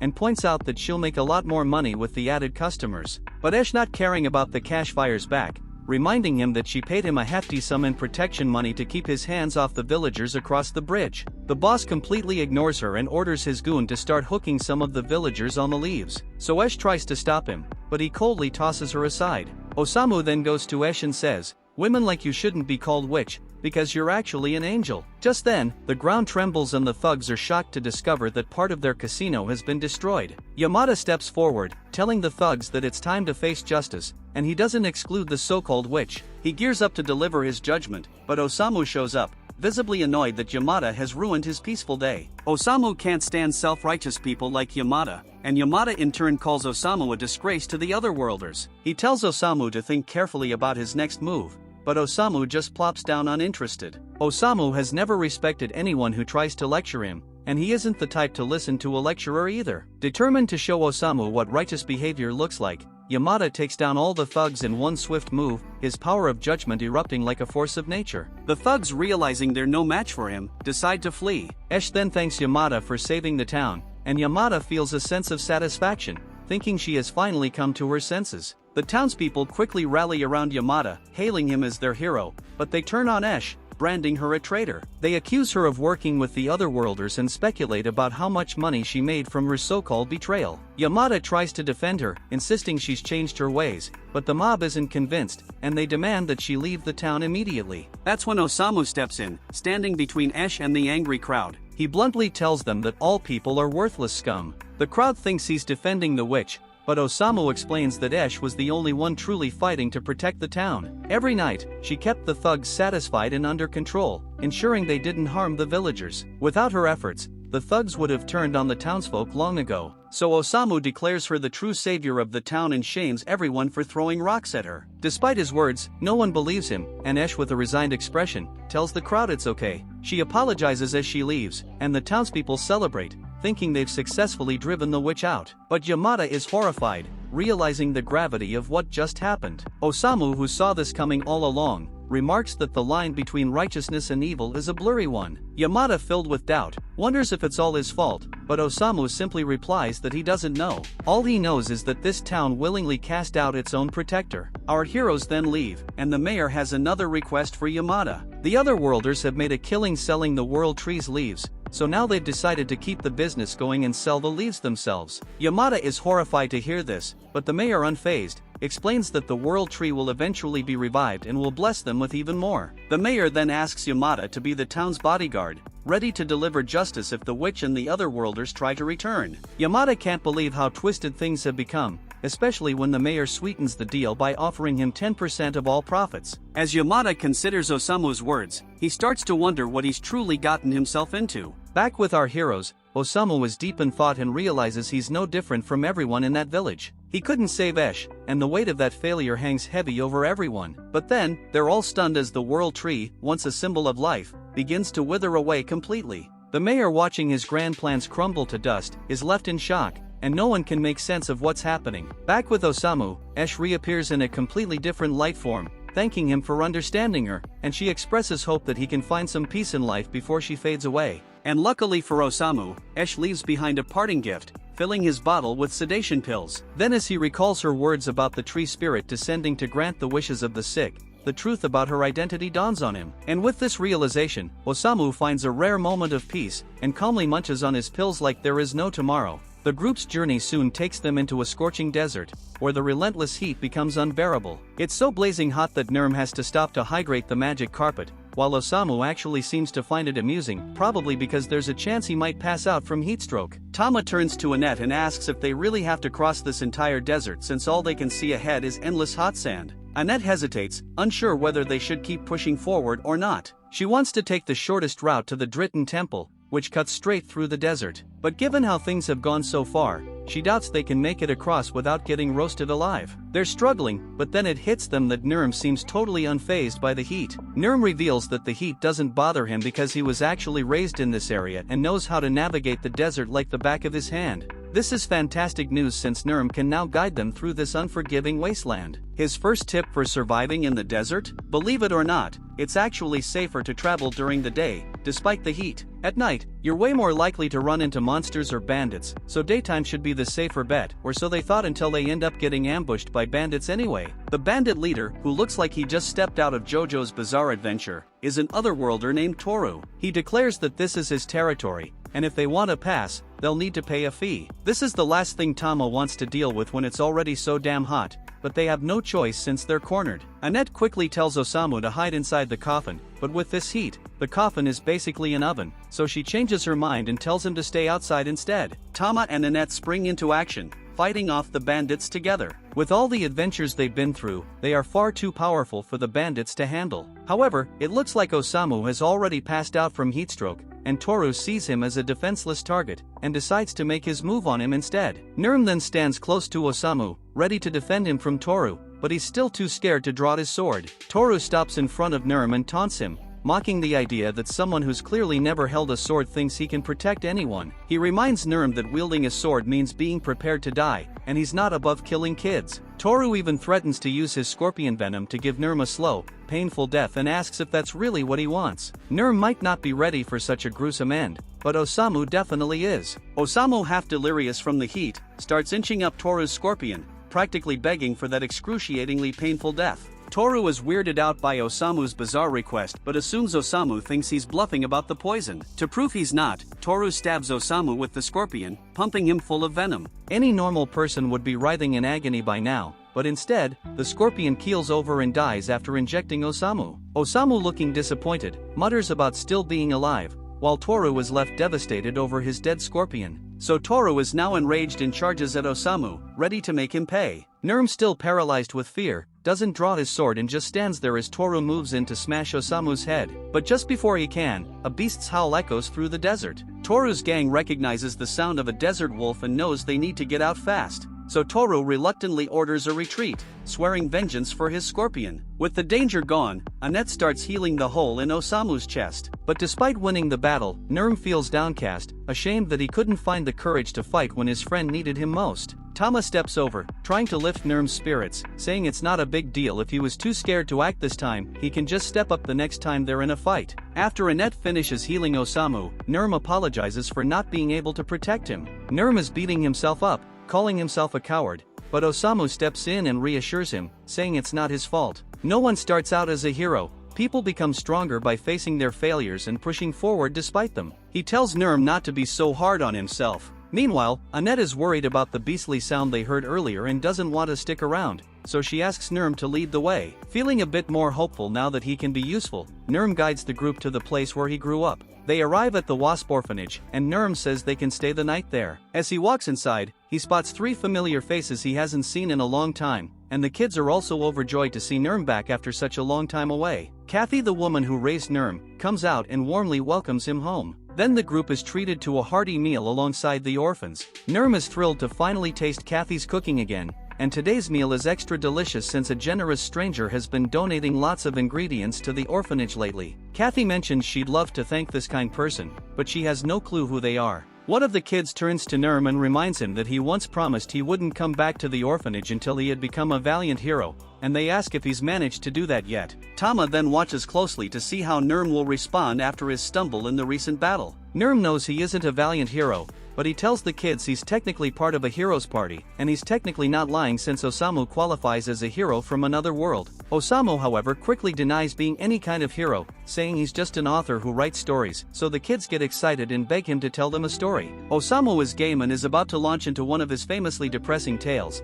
but Kathy quickly intervenes and insists no one is traumatizing the kids before bedtime. Later that night, with all the kids finally asleep, Annette comments on how adorable they are. But suddenly, the eerie sound of the monster from earlier fills the air, and this time it sounds dangerously close. Kathy rushes out clearly shaken, and tells them it's the howl of a wolf that's been terrorizing the area recently. The sound of its howling nearly scares Kathy to death every night, so she worried sickly about the children's safety, by locking the door and firmly warns everyone that if they want to make it through the night, they need to stay inside no matter what. Meanwhile, Osamu, being his usual unpredictable self, is out on a casual night stroll and stumbles upon the aftermath of a gruesome massacre. Now if this were a horror movie, the smart move would be to turn around and pretend he never saw anything. But Osamu, thinking this might get interesting, decides to press on. Back at the orphanage, everyone seems to have fallen asleep, and nobody has noticed that Osamu is missing yet. Tama then in her sleep, accidentally punches Nurm square in the face, jolting him awake. As he blinks in confusion,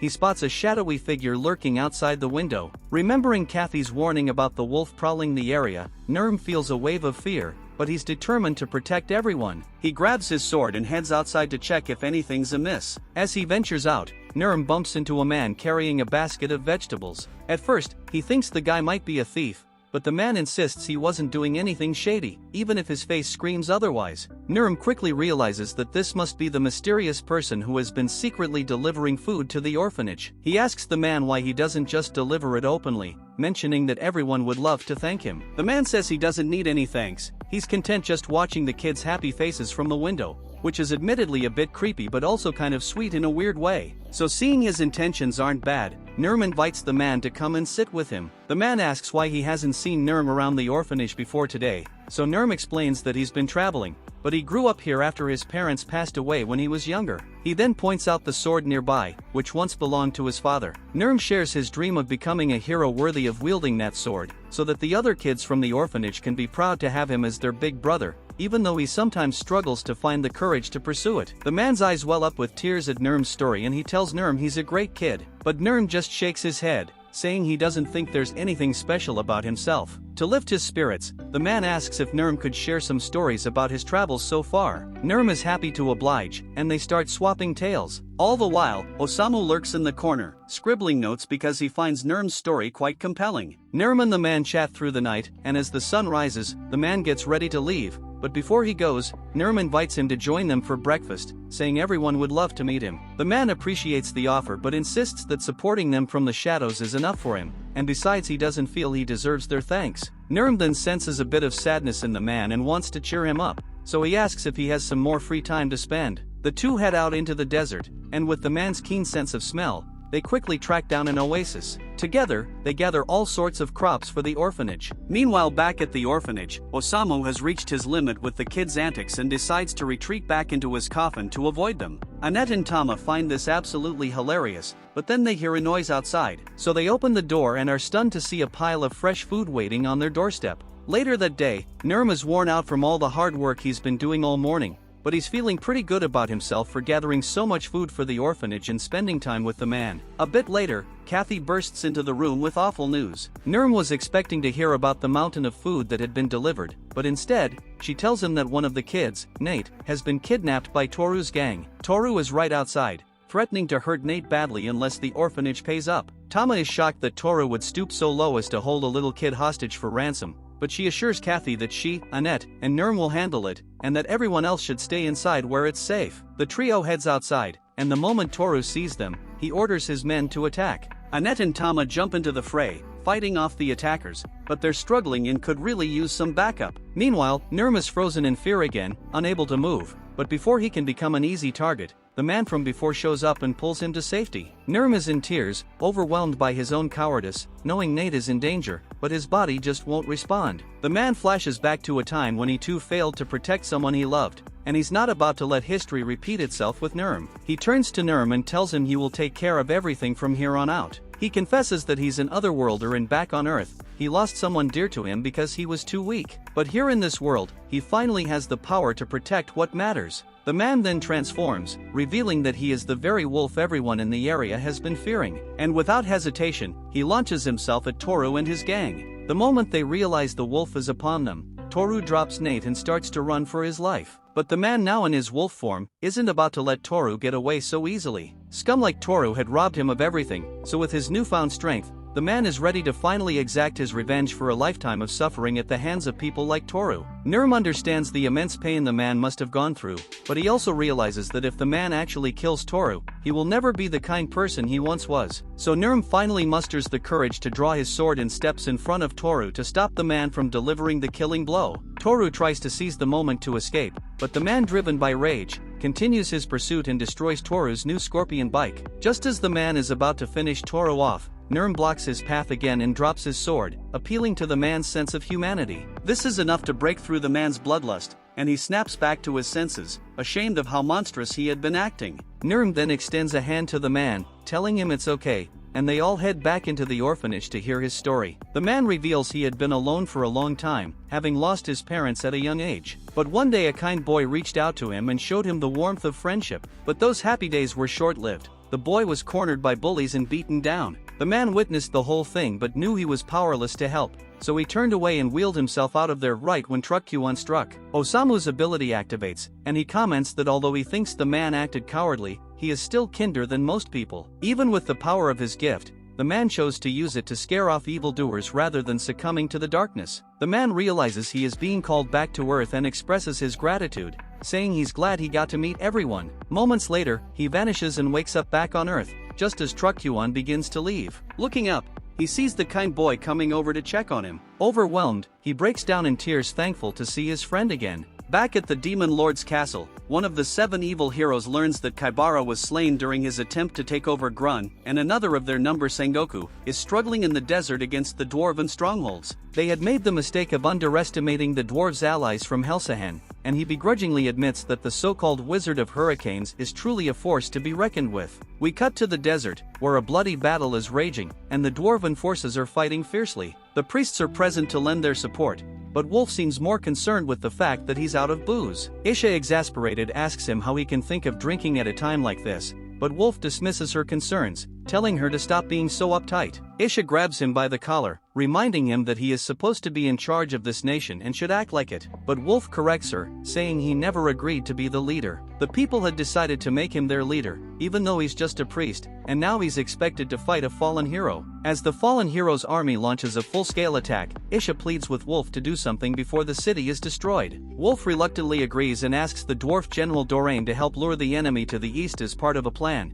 But Doraine dismisses Wolf, declaring he has no intention of following orders, and instead charges at the enemy head-on with his axe. But despite his defiance, Doraine still ends up luring the lizardmen to the east, just as Wolf had requested. With the lizardmen drawn away, Wolf instructs Isha to stand back, warning her that he's going to have to get serious with his magic. With the main enemy force now isolated, he summons a magic circle beneath their feet and conjures a massive hurricane that shreds them to pieces, so the brutal attack forces the fallen hero to retreat with his remaining troops. Wolf turns to Isha with a calm smile and tells her they've won the battle for today. But as Wolf begins to walk away, Isha's eyes widen as she spots a figure floating inside the swirling hurricane, so she stares in shock, realizing that it's Osamu caught in the magical storm. After everyone returns to the city, a party is held to celebrate their victory against the fallen hero. Doraine is given a seat of honor for his great contributions to the battle, and Wolf also has a seat of honor. Taking his place, Wolf thanks all the dwarves for their hard work, especially Doraine. Doraine acknowledges that Wolf did a good job as well,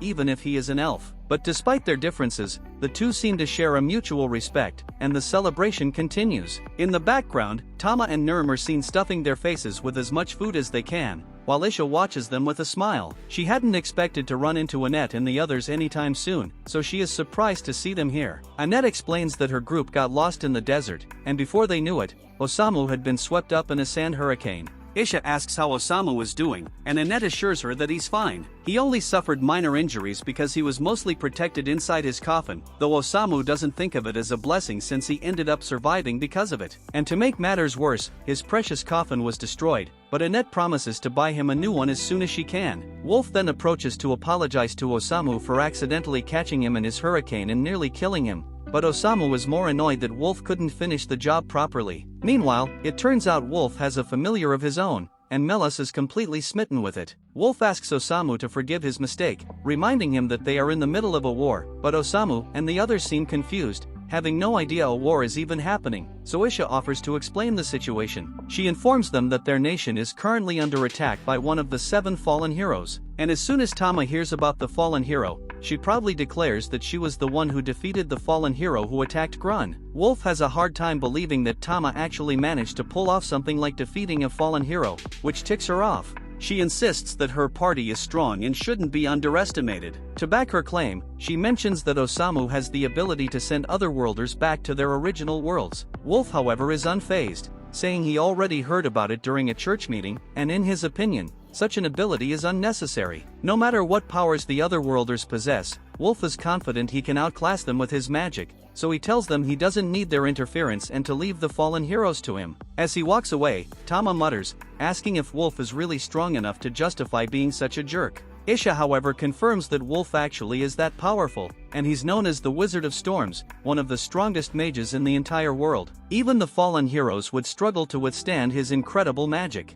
Meanwhile, back at the Demon Lord's castle, the Dark Knight returns, much to the surprise of the other evil heroes, who never expected him to be forced into retreat. He brushes it off, stating it's no problem because he plans to fight in the battle personally tomorrow, and this time he is confident he won't lose. One of the other heroes, however, suggests it might be better to let the women handle this battle since they're much better suited for it. As we see a close-up of one of the women's hands, there is a rope around it, similar to the one Osamu has, implying she is Sachan. The other woman, busy making origami, is asked if she's ready to fight. She stares back blankly, silently agreeing to join the battle. Back at the dwarf village, Osamu takes a walk with Melos, who is feeling depressed after being rejected. Osamu offers him some blunt advice, telling him to get used to the feeling of heartbreak because it's not going away anytime soon. Still, he understands the desire to be with the one you love, so he offers to help Melos find his crush. They decide to think of a name for her, and Osamu suggests they call Melos's crush Femelos, and by pure chance, they spot Femelos with Wolf,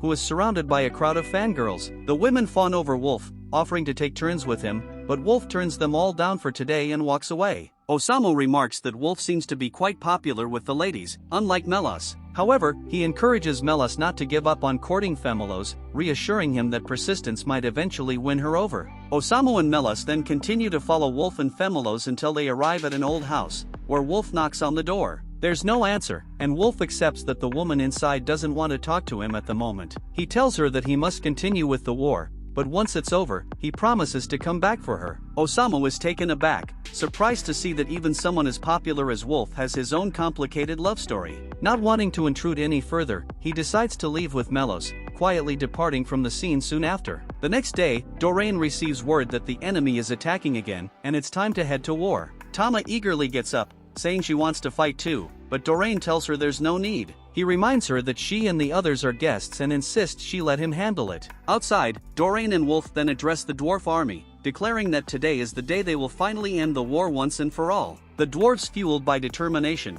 rally for battle, and things initially seem to be going well. But suddenly, a damn dragon appears, unleashing a devastating blast across the entire area. This is the Jade Dark Dragon, a creature once belonging to the Dark Lord, now under the control of an otherworlder. Wolf feels pity for the dragon, but he doesn't see it as much of a threat. He's taken down plenty of dragons before, and this one should be no different. As he prepares to blast it with his magic, his eyes lock with those of a fallen hero riding the dragon, and suddenly, he finds himself unable to cast his spell. The girl dismounts the dragon and greets Wolf as her former master. Before he can respond, she uses her powers to capture him, so Isha rushes to help, but the girl touches Isha's hand with her dark power, causing a sudden wave of weakness that brings Isha to her knees. The girl coldly states that she'll be back to kill Isha later, but for now, she has business with Wolf, so she mounts the dragon again and flies away with Wolf in her grasp. Once Isha regains her strength, she urgently calls down to Doreen, ordering an immediate retreat. The troops pull back to the castle, and once they're safe, Isha informs them that Wolf has been kidnapped. Doreen, visibly shaken,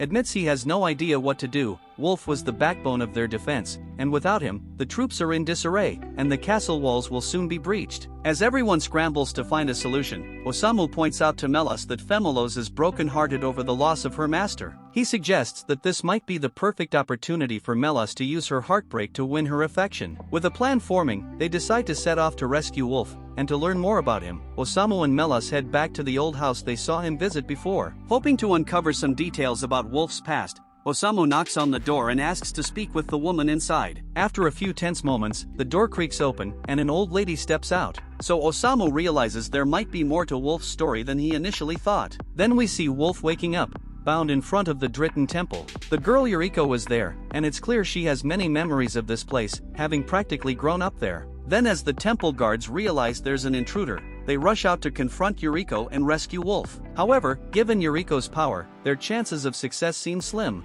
As Yuriko prepares to kill the guards, she thanks Wolf, explaining that it's because of him she was able to fully master her abilities. She warns him to stay out of her way so she won't have to kill him too. Back at the dwarf castle, Isha shares her theory with the others, suggesting that Yuriko was once Wolf's student. She mentions that Wolf used to be very passionate about training otherworlders, but one day he abruptly stopped and turned to alcohol to drown his sorrows. While she isn't certain if Yuriko is the reason behind Wolf's behavior, she emphasizes that their top priority is rescuing him, so she urges Doreen to send soldiers to aid in the rescue. Doreen wishes he could help but explains that the castle is currently surrounded, and he doesn't have any soldiers to spare. With no other options, Tama steps up, volunteering herself and the others to go rescue Wolf instead. Annette agrees and turns to ask Osamu if he is on board with the plan, but she realizes that he isn't there. He's been missing for a while. Just then, Osamu walks into the room carrying the old lady they met earlier, causing quite a stir. Annette is visibly upset, tears in her eyes because Osamu has never carried her like that before. By the next morning, the team is ready to depart for the Dritten Temple to rescue Wolf. Doreen apologizes for not being able to send any soldiers with them, but Tama reassures him, saying it's fine since he crafted new equipment for everyone. However, Osamu grumbles that the gear he ordered hasn't arrived yet, and he is far from a satisfied customer. Then Doreen tries to explain that Osamu's request was very complex and will take longer to complete, but Osamu dismissively tells him to hurry up and get it done. Isha steps in, reminding everyone that they need to get moving since Wolf's life is still in danger. But there's still the question of how they're going to reach the Dritten Temple, all the way on the other side of the desert, without exhausting themselves. Just then, they hear a voice coming from beneath the sand and it's Toru. Tama assumes Toru is here to pick a fight again, but he quickly assures her that he isn't looking for trouble. He explains that after Nurm saved him from a mauling, he turned his life around. Now, he works as a bus driver by day and protects the orphanage by night. Tama and Nurm have never heard of a bus before, so Toru decides to give them a demonstration using a random desert tiger nearby. He uses his ability to transform it into a tiger bus and invites everyone to hop aboard. Everyone climbs on, but when Osamu tries to board, Toru gives him a Sparta kick, knocking him back on his ass, and tells him that he's still holding a grudge for the destruction of his beloved scorpion cycle. With a smirk, Toru drives off, refusing to turn back, leaving Osamu still lying on the ground without any means of transportation, resigns himself to not being much use this time around. However, the old lady pleads with Osamu, asking him to take her to Wolf. Seeing the sincerity in her eyes and recognizing how deeply she cares for Wolf, Osamu decides he can't just give up. Determined to do his best, he agrees to help her get to Wolf, despite the challenges ahead. As the others arrive at the Dritten Temple, Annette spots several guards lying unconscious on the floor. She quickly moves to heal them, but Isha stops her, warning that traces of magic still linger on their bodies and Annette could be harmed if she touches them. So they decided to come back for the injured later because for now their priority is rescuing Wolf. When they push open the temple doors, they find Yuriko sitting calmly in a chair, with Wolf hanging above her. Yuriko introduces herself as the Otherworlder once trained by Wolf, now known as the Fallen Angel of Greed. Irritated at being interrupted during what she considers an important moment with Wolf, she uses her ability to summon a horde of skeleton soldiers to attack them. Nurm and Toru charge ahead to hold off the skeletons, while Wolf pleads with Yuriko to stop, but she ignores him. Then Annette and Isha combine their efforts to defeat many of the skeletons, and Tama manages to wipe out a large group on her own. However, it quickly becomes clear that they won't have a moment to rest. The skeletons keep resurrecting. And with these immortal soldiers, the battle seems destined to drag on until the group inevitably collapses from exhaustion, just as Yuriko intends. The group starts to get overwhelmed, and Isha is knocked over from behind. As she gets back up, she confronts Yuriko, asking what could have happened between her and Wolf to drive her to such lengths. Isha knows better than anyone that Wolf is a passionate and dedicated teacher, and she can't understand why Yuriko would hate him so deeply. Yuriko then flashes back to when she first arrived in this world, and then she was practicing her abilities in the garden when Wolf approached from behind. He complimented her hard work but expressed concern that her abilities might not be suited for combat. So he told her she wasn't obligated to fight against the Dark Lord if she didn't want to, and offered her a chance to live a normal life in the church. However, Yuriko was determined to join the battle, believing the people of this world needed someone to save them. Wolf respected her convictions and promised to support her as much as she wanted, but he cautioned her not to push herself too hard. Yuriko then admits that Wolf was an incredible teacher, and she cherished every moment of their training. But then, one day, another hero was summoned, a natural prodigy. Wolf became consumed with training this new hero and stopped giving Yuriko the attention he once did. Determined to prove herself, Yuriko continued to train her powers relentlessly. When she finally made a breakthrough, she ran excitedly to show Wolf, hoping for his praise like before. But when she found him, he was praising the new girl with a warmth and affection he had never shown her. Feeling abandoned and betrayed, Yuriko, consumed by jealousy, used her powers to murder the girl who had stolen Wolf's attention. That day, her powers truly awakened, unlocking a strength she would never have had if those events hadn't occurred. Yuriko then recalls her skeleton soldiers, admitting she knows it was wrong to kill an innocent girl out of her own feelings. But she believes that having committed such a heinous act, she no longer has the right to call herself human. Now, all she desires is for everyone to die. With this declaration, she summons her most powerful creature, preparing to unleash it to slay everyone in the room. However, at the last second, Osamu bursts into the room, crashing through on his new turbo-engine coffin. This was the device he had asked the dwarves to build for him, and he's quite pleased with the results, but right now, he has more urgent matters to deal with. Osamu then calls for Melas to bring the old lady, and Melas comes flying in on a magic carpet, presenting the old woman face to face with Yuriko. At first, Yuriko doesn't recognize her, but after a moment, she realizes the old lady is actually her sister Hikari. And Osamu is now intrigued and eager to hear their story.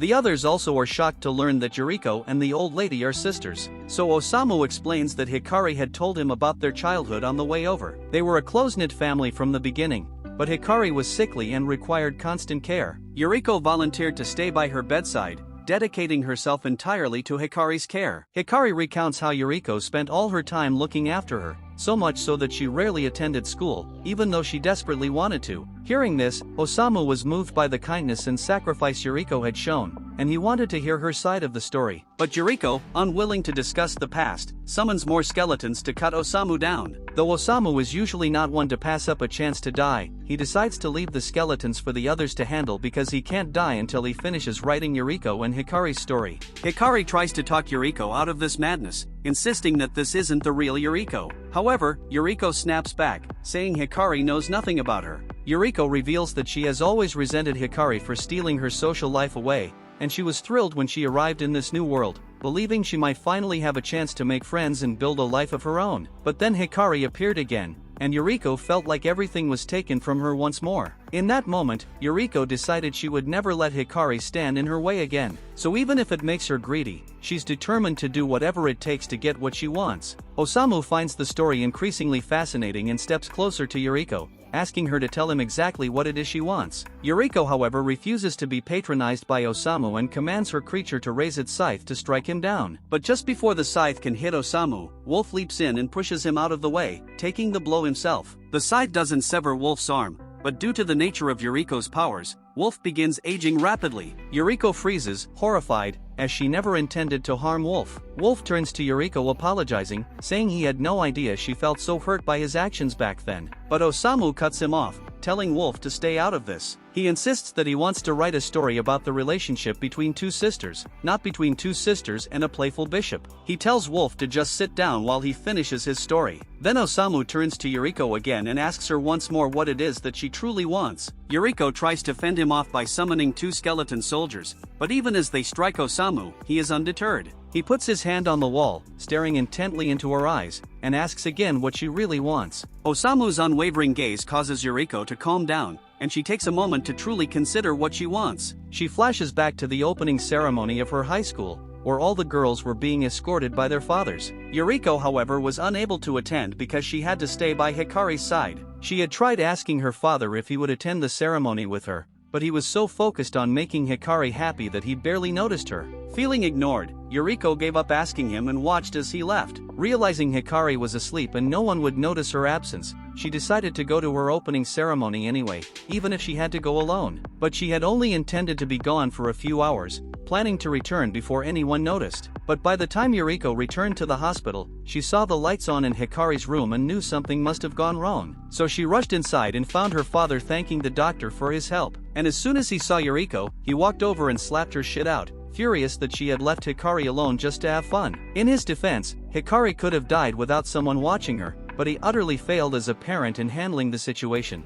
At that moment, Yuriko felt like she didn't matter to him anymore, so she turned and walked away, wandering into the night. That was when Truck-Con decided she was a perfect target. All Yuriko had ever wanted was for someone to pay attention to her, but her desire for acknowledgement nearly resulted in Hikari's death. So she no longer felt worthy of being called a caring sister after what she'd done. Sure, she'd done some terrible things, but her longing for attention didn't make her greedy. Everyone in some way wants to be seen. Yuriko was just a kind girl, awkward and lonely, even if she had a considerable kill count. Suddenly, Hikari steps forward and hugs Yuriko tightly with tears in her eyes. She apologizes, realizing for the first time how much Yuriko had suffered because of her. Osamu then asks Yuriko if she knows how Hikari ended up in this world in the first place, and Yuriko shakes her head. He explains that after Hikari woke up in the hospital and days passed without any word from Yuriko, she began to lose hope, unable to imagine a life without her sister by her side. One night, feeling utterly lost, Hikari wandered aimlessly down the street. And that was when Truck-Con might have decided it was time for a second round. Yuriko begins to cry, realizing for the first time how deeply Hikari cared for her.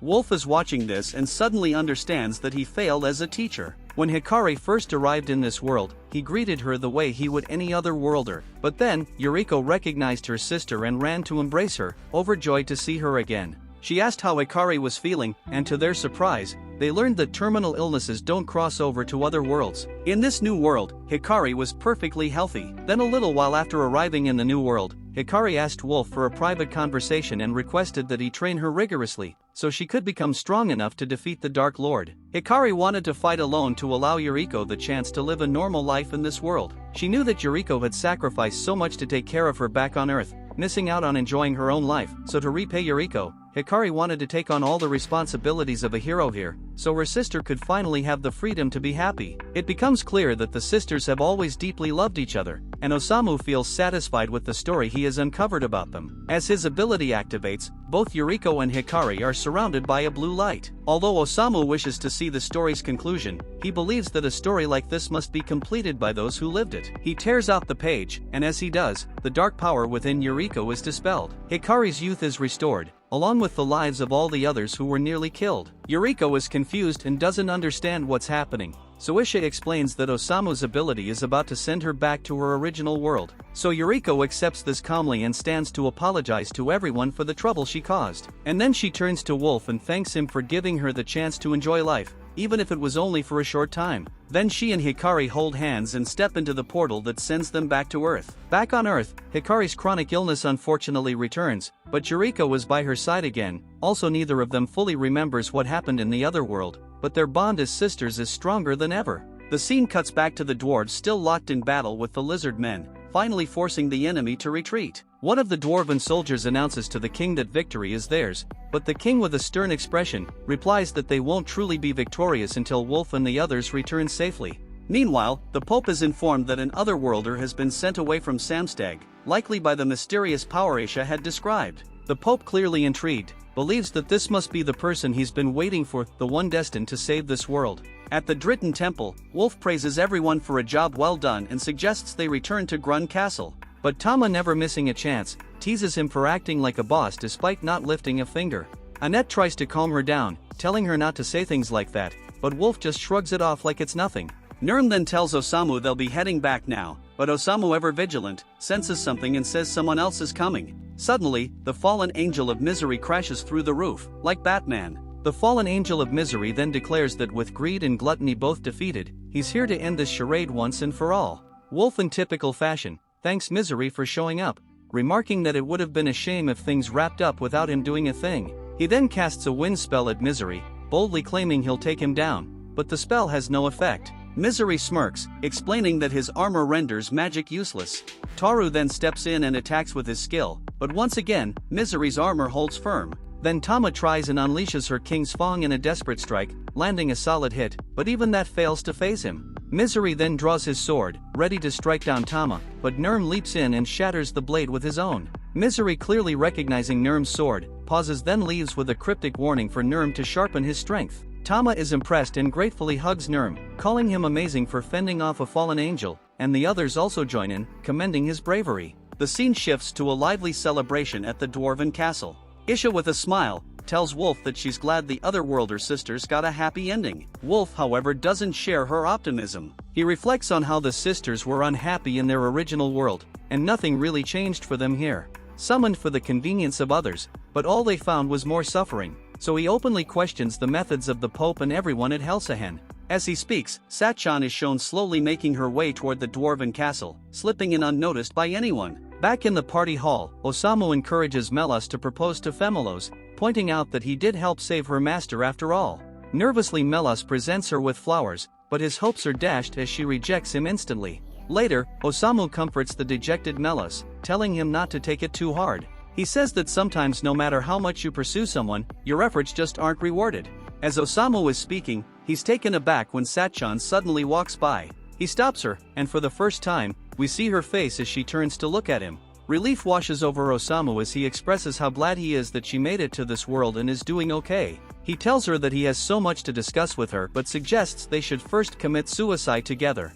His plan is to jump from this height, which he's convinced they won't survive. But Satchan refuses, noting that Osamu has changed since the last time she saw him. There's light in his eyes now, a liveliness she hadn't seen before. Osamu, almost panicked, insists that he's still the same, claiming he's been aimlessly wandering like always. But before the conversation can go further, Tama and the others arrive, saying they were called by Melas. Satchan looks at Osamu, realizing that he's found something more valuable than death in this world, so she quietly decides she can't stay with him anymore. Shocked, Osamu pleads with her to wait, calling her name, but she walks away. His companions, witnessing this scene, are surprised to discover that this is the person Osamu had been searching for all along. Later, Annette and the others head to the blacksmith's shop where their gear was made, thanking him for his work. The blacksmith, Rhodos, tells them to take good care of the weapons. They remind Osamu to thank him for the coffin too, but Osamu is still preoccupied with what Satchan said to him, his mind in knots.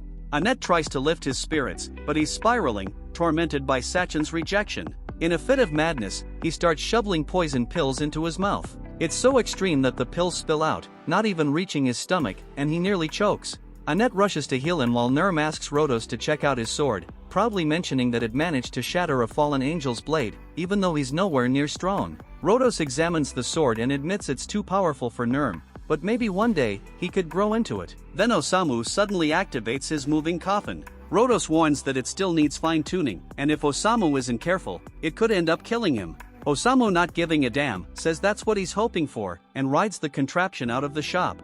Tama and the rest scramble after him, while Nurm pauses to thank Toru for everything before they leave. The scene shifts to the castle of the Dark One. A tuxedo-clad man notices the fallen angel of misery unusually cheerful today. Satchan walks in, and to his surprise she's in high spirits too. The 5 remaining fallen angels gather for a meeting, and the tuxedo man wonders how they'll deal with their dwindling numbers. Satchan snaps, telling him he has no right to speak to them like that, as he just sits holed up in the castle, watching from the sidelines. He concedes and then asks how her reunion went with the man she loves. Satchan, with a twisted smile, says he indeed has the power to change the world, and he's still as remarkable as ever, which is exactly why he deserves her. The scene cuts to Annette and the others stranded in a village, completely dumbfounded that they've lost track of Osamu. Annette starts beating herself up, calling herself a failure for not keeping an eye on him and getting them all lost. Just then, a man approaches and asks if they're lost. He informs them that they're in the village of Held, and it was the hero's final stop before heading to the Dark Lord's castle. He proudly shows off the village's famous statue depicting the hero battling the Dark Lord. But Tama smirks and points out that the statue looks like the hero is running away rather than fighting. The man sighs and explains that the statue used to show the hero courageously facing a monster, but just earlier, a gloomy-faced man on a strange vehicle crashed into it, causing it to look all wrong. He grumbles about how he hopes that man faces severe punishment, and that's when Annette and the others realize he's talking about Osamu. They rush to leave and track him down, but the man stops them, telling them it's pointless since Osamu was already speeding towards the shrine at the village's edge. He goes on to explain that the shrine is the only passage to Orange, the forbidden land where the fairy queen resides. Hearing this, Tama and Nerm exchange worried glances, wondering if Osamu is in trouble.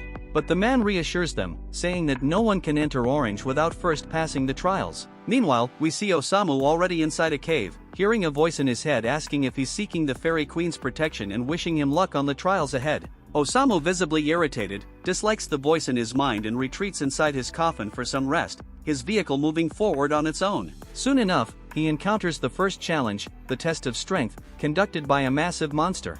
Without even hesitating, Osamu runs the creature over with his vehicle. Then he does the same thing to the monster conducting the test of intelligence and the one conducting the test of spirit. Back in the village, the man explains to Annette and the others that to enter Orange, one must pass all 3 tests. So far, the only person to ever do so was the hero, who received the fairy queen's blessing. He adds that they should just wait here, as the man they're looking for will eventually return. Annette, however, can't help but wonder what would happen if Osamu somehow manages to pass the trials.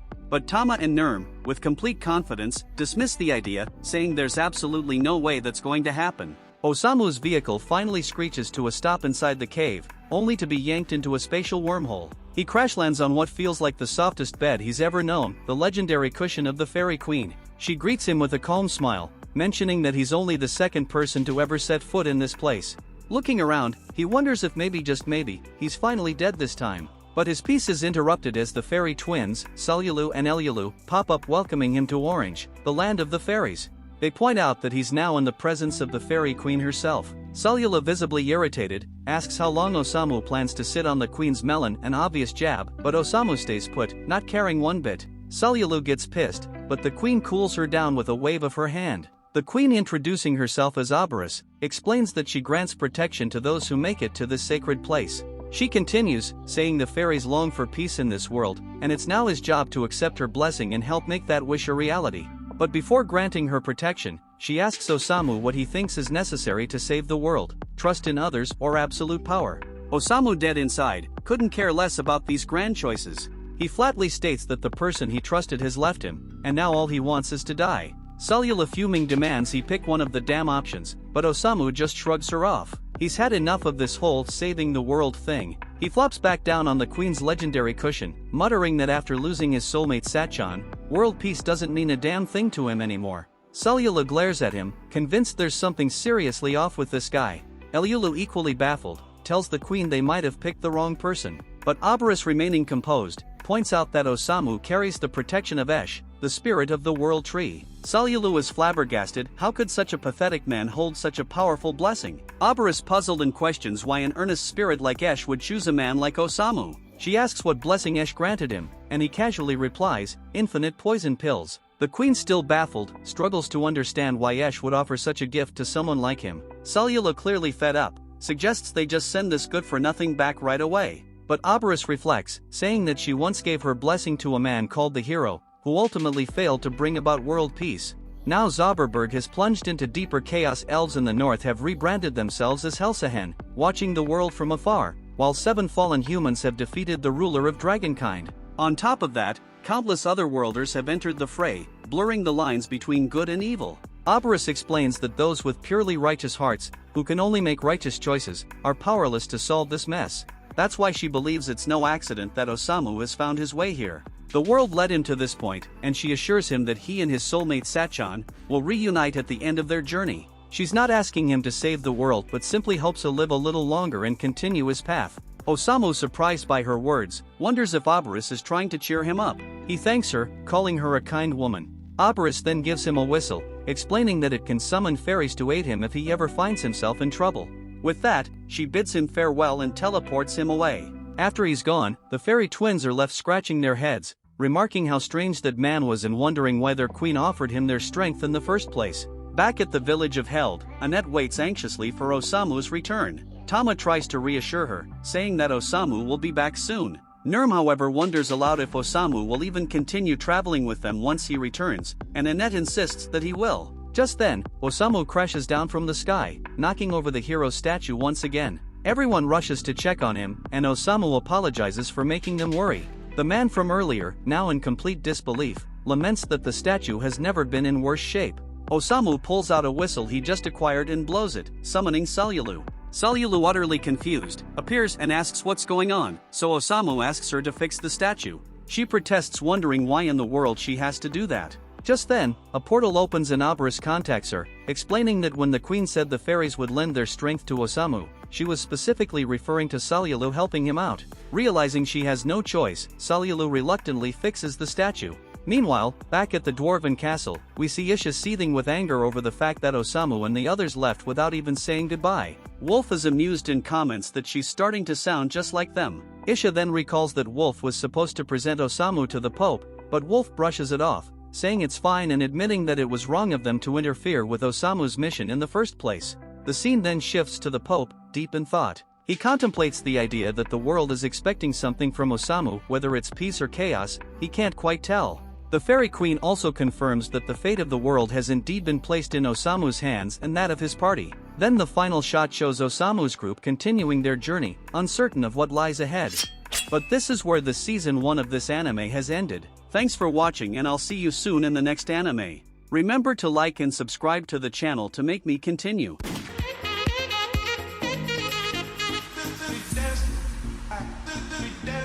If you like the video, don't forget to like and subscribe to let the world know about our love for anime.